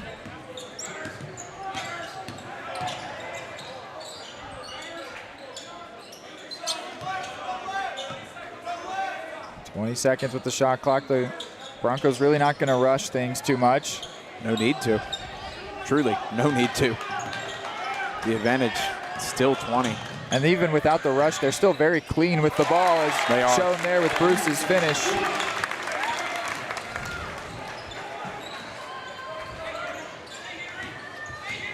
Thomas back onto the court for this fourth quarter, and she's going to try and make as much of a difference as he can. And so far, he's just reversed both of the points that were quickly put on by the Broncos, but at some point immediately here, really, the Cards need to start making differences that aren't being matched by the Broncos. Going step for step just won't do it. And that'll be a foul that favors the Broncos.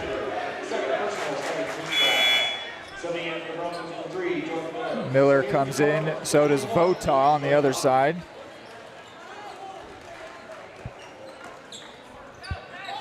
And a great play there. Bruce quickly scores. Broncos have hit 60 points. Whistle blows here. We thought this game was going to stay close, Hayden. How wrong were we? Goodness. 22 points wrong. Wow. I don't even have a ton of words for it, and it's partially out of, I mean, what an effort from the Broncos, and also partially kind of stunned by what kind of effort we're seeing from the Cards here. Not even effort, just execution. Well, thank you so much, everyone that's tuning in here on this broadcast of the Cardinals and the Broncos, and this is all presented by Kansas Insurance, where they believe in taking time to issue personal care and attention to each individual client. To see how Kansas Insurance can help you protect what matters most, call 913-369-6600. Proudly bringing Eudora Sports live to Cardinals fans everywhere. Yeah, I mean, it's almost to the point where we don't even worry talking about the deficit anymore here, Hayden. This is it's just kind of a game of basketball the Cardinals may be playing for consolation, which is just so crazy. I mean, this was so closely contended. I'm looking in my notes here. I've got 7 lead changes in the game, and we were tied up twice. The Cardinals' biggest lead is 10. And all of the details that you think you'll need down the stretch in a close game. The biggest lead of the game is 22 for the Broncos, and I don't think there's really much. Been that way. There's going to be much of a chance to fight back at this point. I mean, the Cardinals will keep trying, and hopefully they can, maybe even make it interesting, but it just seems like it's too far gone at this point. It's going to be playing for pride and the sake of setting yourself up well for the rest of the season. Schneider draws a foul. He'll go to the line. Well, I almost wonder at this point, getting down into the paint seems to be in vain almost. Just start pulling up from long threes. I mean, what do you have to lose at this point? You've got 3 guys out there who can be dangerous from 3. I'd say maybe your 3 most dangerous shooters last year in Osborne, Schneider, and Thomas. You've also got Julian Otis out there, along with Vota. I'd say start taking shots. I imagine, though, first one goes. I mean, you mentioned this sort of in the girls' game, that the first game of the season, you might want to set, a tone of care, a tone of, we're going to do things how we want to do them, even if this game's not going our way. Fair enough. Just to sort of get into a good routine, something they can rely on. Because especially if you attribute some of this, lack of comeback to just not having a lot of time on the floor in a game, this is the perfect way to get some of that rust knocked off.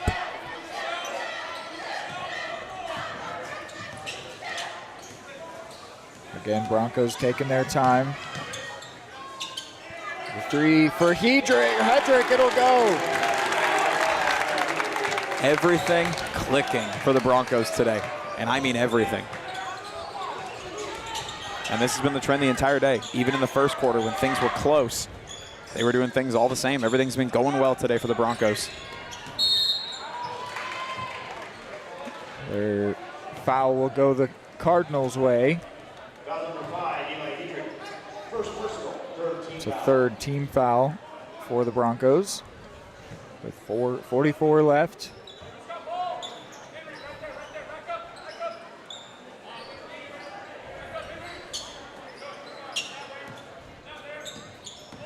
Cy Thomas trying to fight through all kinds of contact, and he gets the ball taken away from him. Hedrick, and he lays that one in beautifully. He's past 20 points up to 21.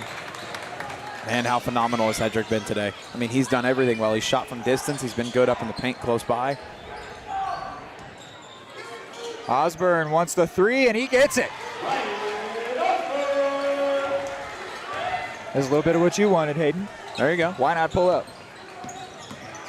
And even in the regular game plan, you do it a fair bit, but I do agree with your approach at this point of play the way you like to play, mix in some of those 3s, and if the opportunities are open, take them. Osborne floats it to Thomas. Back for Osborne, who lays that one behind and in.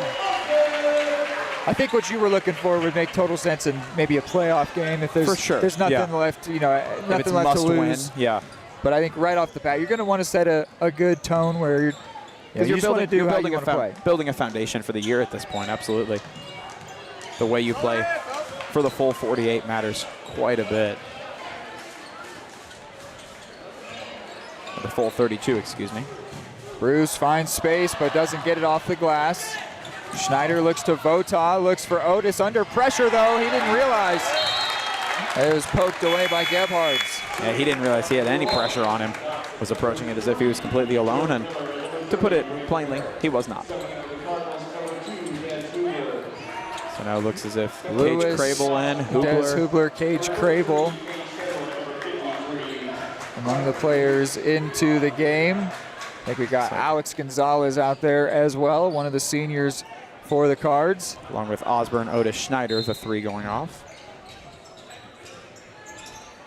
Crable always great in the paint, a tall, dangerous player. Safe with the ball in his hands usually as well, just very consistent and reliable last season. They are attacking Cy Thomas here. I think though,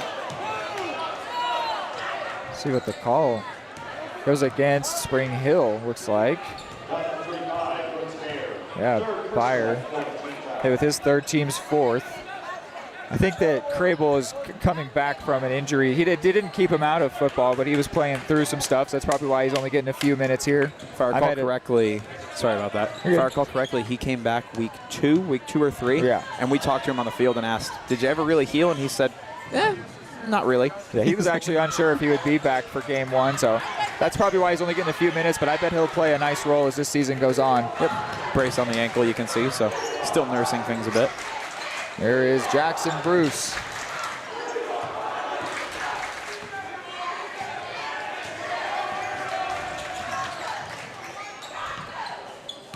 Now Braden Brenner under all kinds of pressure. They get it to Byer in the corner. Could he get a 3? He should. Beautiful. He has been fantastic tonight. He has been, and he didn't really start showing up until midway through the 3rd quarter. And he has been phenomenal since his numbers started getting called.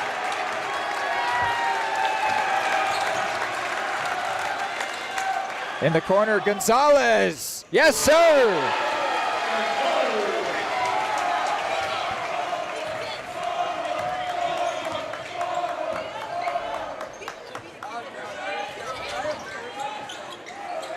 Two minutes in the game. Bruce, oh my word. What a finish. That puts him at 25. Oh, they're calling a travel. Does that, are they negating that basket?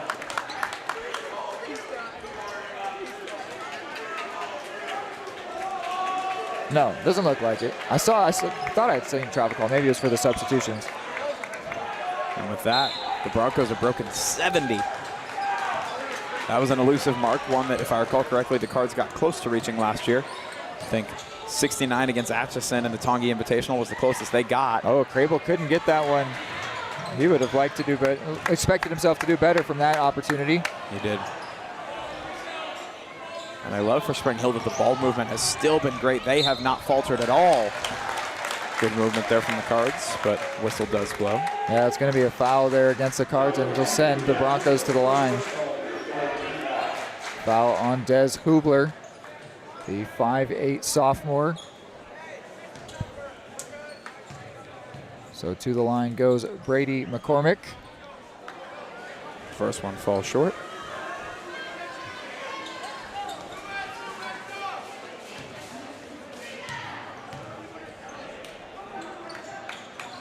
And he gets the second to go, so he's got 3 points in the game.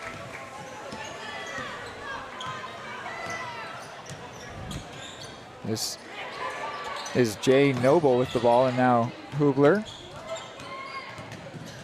Back for Noble. Noble in the paint, gets to the basket, scores.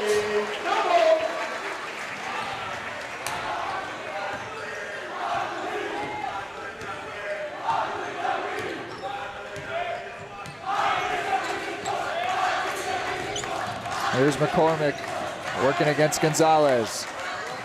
To Sanderson. Now Dodson.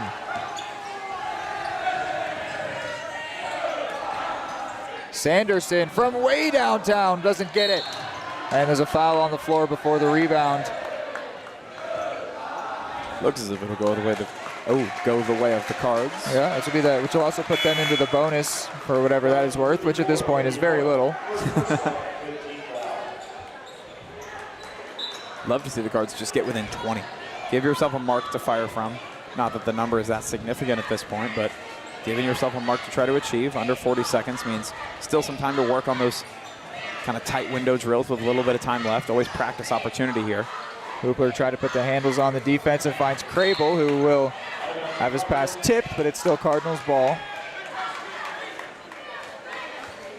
Great turnout for both schools, as we mentioned, and the Broncos fans get to rub it in the face of the Cards here. Crable turns, wants to shoot, will shoot, and he will draw a shooting foul, so they'll go to the line for 2. And they're going to say, hey, we'll see you at our house next time, too. They're going to get to walk into Eudora, get a big win, and then look towards the end of the basketball season and say, you guys get to come here next time. For these rivalry schools, always going to be a fun thing to talk to the other players about and chat about on the way out the door. Crable gets his first point today, and the Cards do hit 50.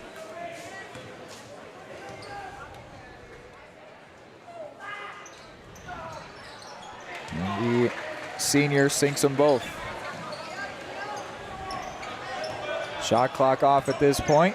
We've neared the end of this one, but it's been over for a while here in this fourth quarter. I mean, really, the same deficit was where we started. Yep, just waiting on it to be official at this point. Beck will shoot, and he will be fouled by Lewis, so he'll go to the line. And at this point, 52.5 was the average for last year's Cardinals offense, so they will finish just shy of that mark. Average is giving up just shy of 55 points. Broncos will sail well over that. And there's a first point for Beck.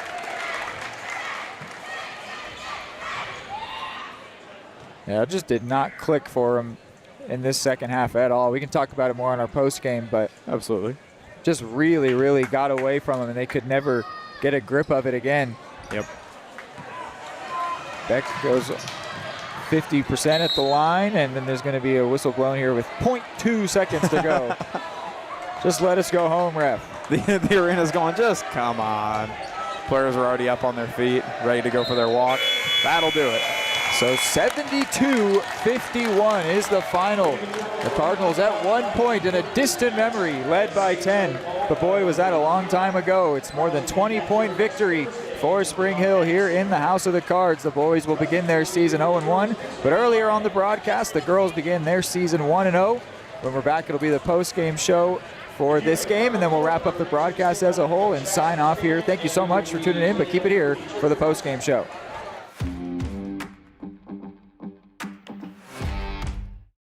Are you looking for a trusted partner in pet care? Look no further than Eudora Animal Hospital, proudly serving Eudora and the surrounding area since 1975. Eudora Animal Hospital offers a wide range of services, including wellness exams, surgeries, routine vaccinations, and emergency care. I just want to thank everybody in the community for trusting us with the care of their animals, and go Cards! Schedule an appointment by calling 785-542-3265 or visit eudoravet.com. More time before you wake up in the wild. Our natural world needs us now. Step by step, side by side, together, we can find a way to ensure that all life on Earth can thrive. To learn more about how you can help protect and conserve nature, visit nature.org. Your home for live, local sports. Varsity Sports Live delivers professional level coverage with high-quality video and broadcasters that know your schools and community. Touchdown, Tonganoxie! With the support of local businesses, you never pay to watch varsity sports. Live, local, free high school sports coverage. That's Varsity Sports Live. Grass gets it away. Moore's down the middle, and he makes the catch in the end zone. Touchdown, Trojans! Keep up with the action at varsitysportslive.com. Live, local, free high school sports. Charlie was born at LMH. We had a great team of nurses. Not only did they check in on us regularly, they always asked if we had questions, always made sure that we understood what was going on. I cannot say enough wonderful things about the labor and delivery, family birthing, and mother-baby care team at LMH Health. We had to put our entire trust into their hands, and just everyone was so friendly and so supportive. At Fort Scott Community College, we understand that a scary part of figuring out your future isn't only answering the question, what should I do, but where do I belong? Maybe you belong here as part of Fort Scott Community College's John Deere Tech program.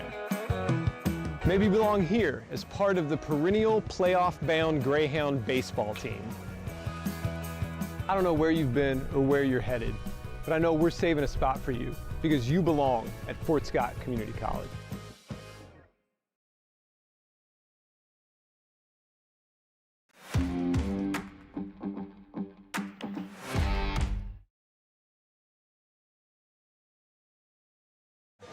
All right, post-game show from Eudora Animal Hospital. For 40 years, Eudora Animal Hospital has been caring for pets and livestock with fair pricing, trusted service, and compassionate care. Pet owners from across the region trust their four-legged friends to Eudora Animal Hospital.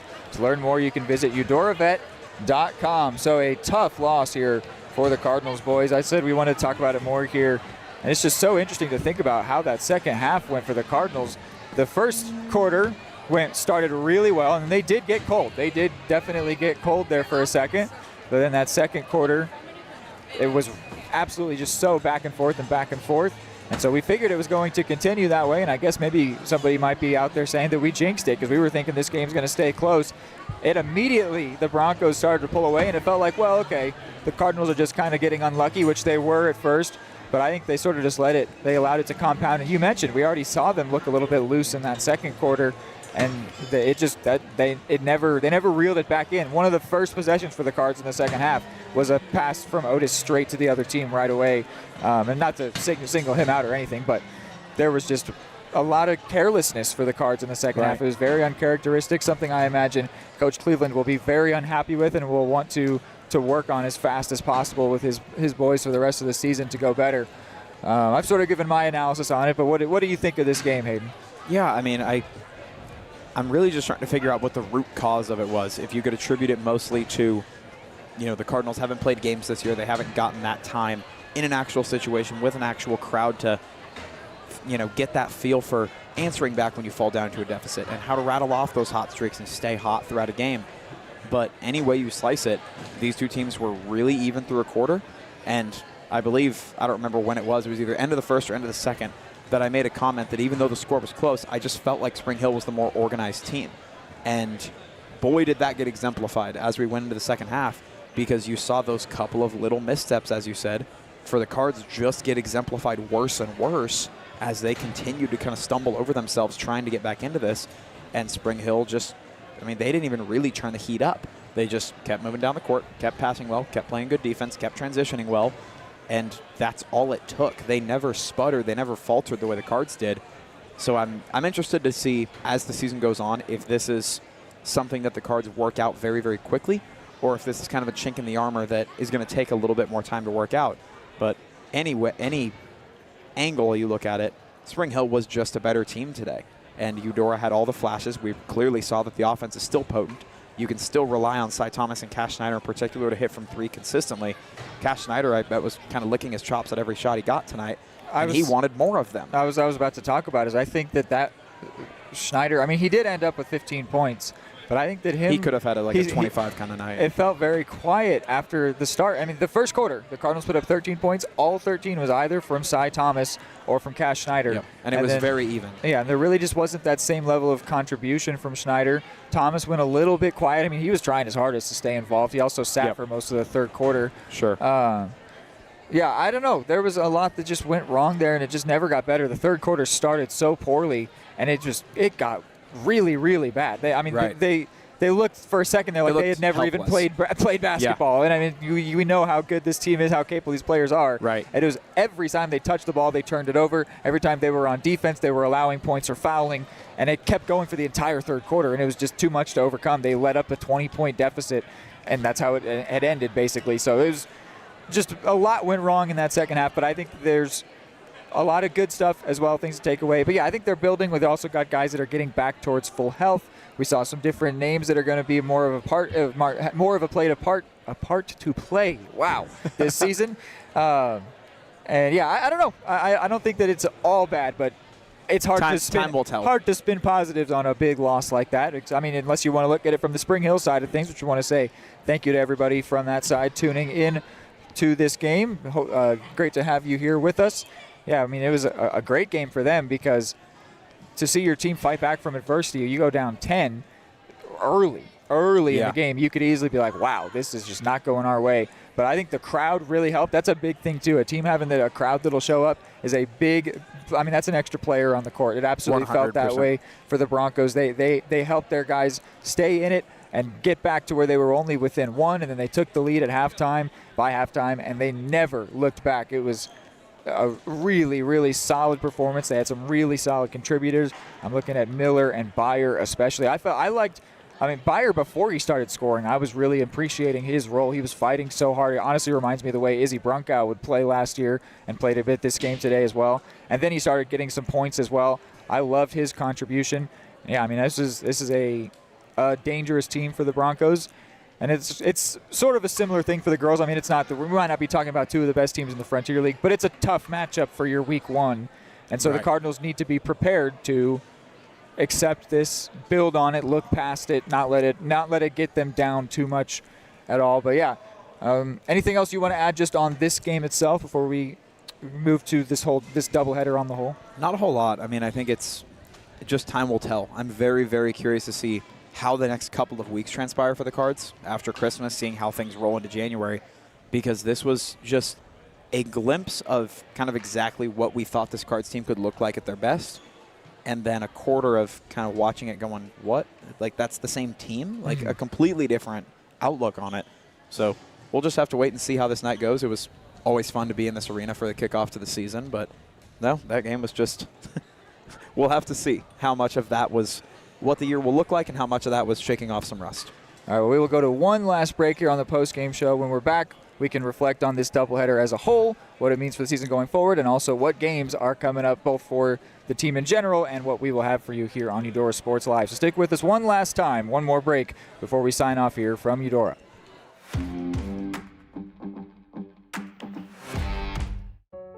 Charlie was born at LMH. We had a great team of nurses. Not only did they check in on us regularly, they always asked if we had questions, always made sure that we understood what was going on. I cannot say enough wonderful things about the labor and delivery, family birthing, and mother baby care team at LMH Health. We had to put our entire trust into their hands, and just everyone was so friendly and so supportive. Everybody can make something, because I think everyone has a spark of creativity, and the reason that I have to keep making is because I don't think my life would be as fulfilling without it. If you make things yourself, that means you're not cowering in fear. You're out there taking chances. That, I think, is my way of saying I love you to the world. All right, now I want to hear why you make. Share your own Why I Make story today. Visit whyimake.org.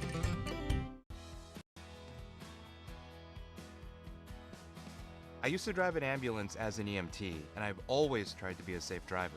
If people knew what I know, lives could be saved. In my car, if I see a truck or bus taking a turn, I know to take my time. When big vehicles turn right, they may swing wide to make the turn. If you try to sneak in, well, it's a lesson you'd rather not learn the hard way. When trucks and buses turn, let's you and I wait. It's our roads, it's our safety. At Kansas Insurance, we know one size doesn't fit all. In fact, our whole mindset is based on customized policies for you and your families. We're local, and we do what we do because we care about you. Think of us as brokers for your insurance needs. Working with Kansas Insurance gets you the award-winning service and attention to detail that only an independent agency can provide. All across Kansas, we're here to help you manage and plan for all types of risk. Contact a local agent today. Kansas Insurance. Local, independent, serving you.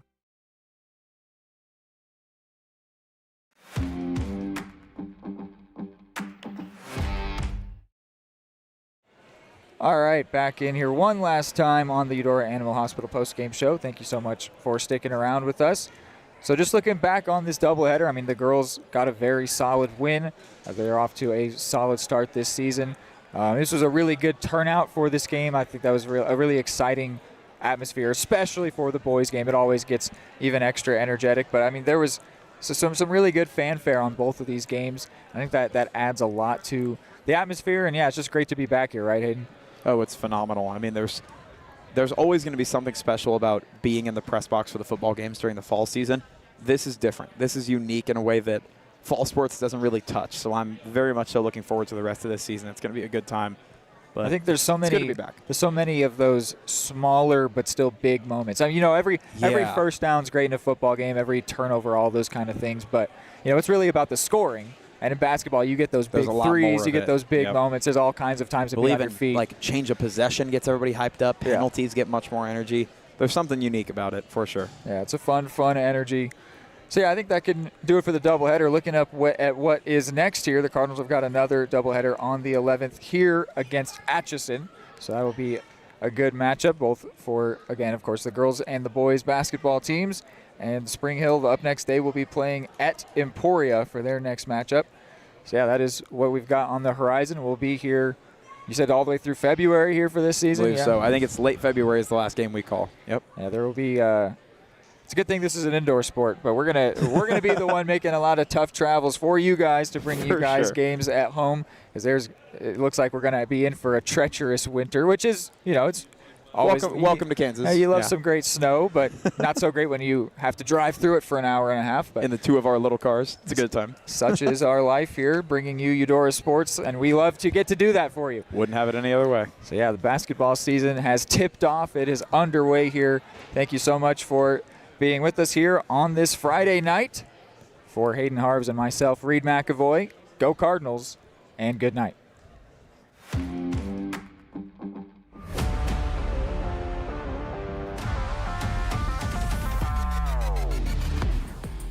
From the gridiron to the hard court, the pitch to the mat, don't miss any of the action. We're there with live, local sports coverage at VarsitySportsLive.com.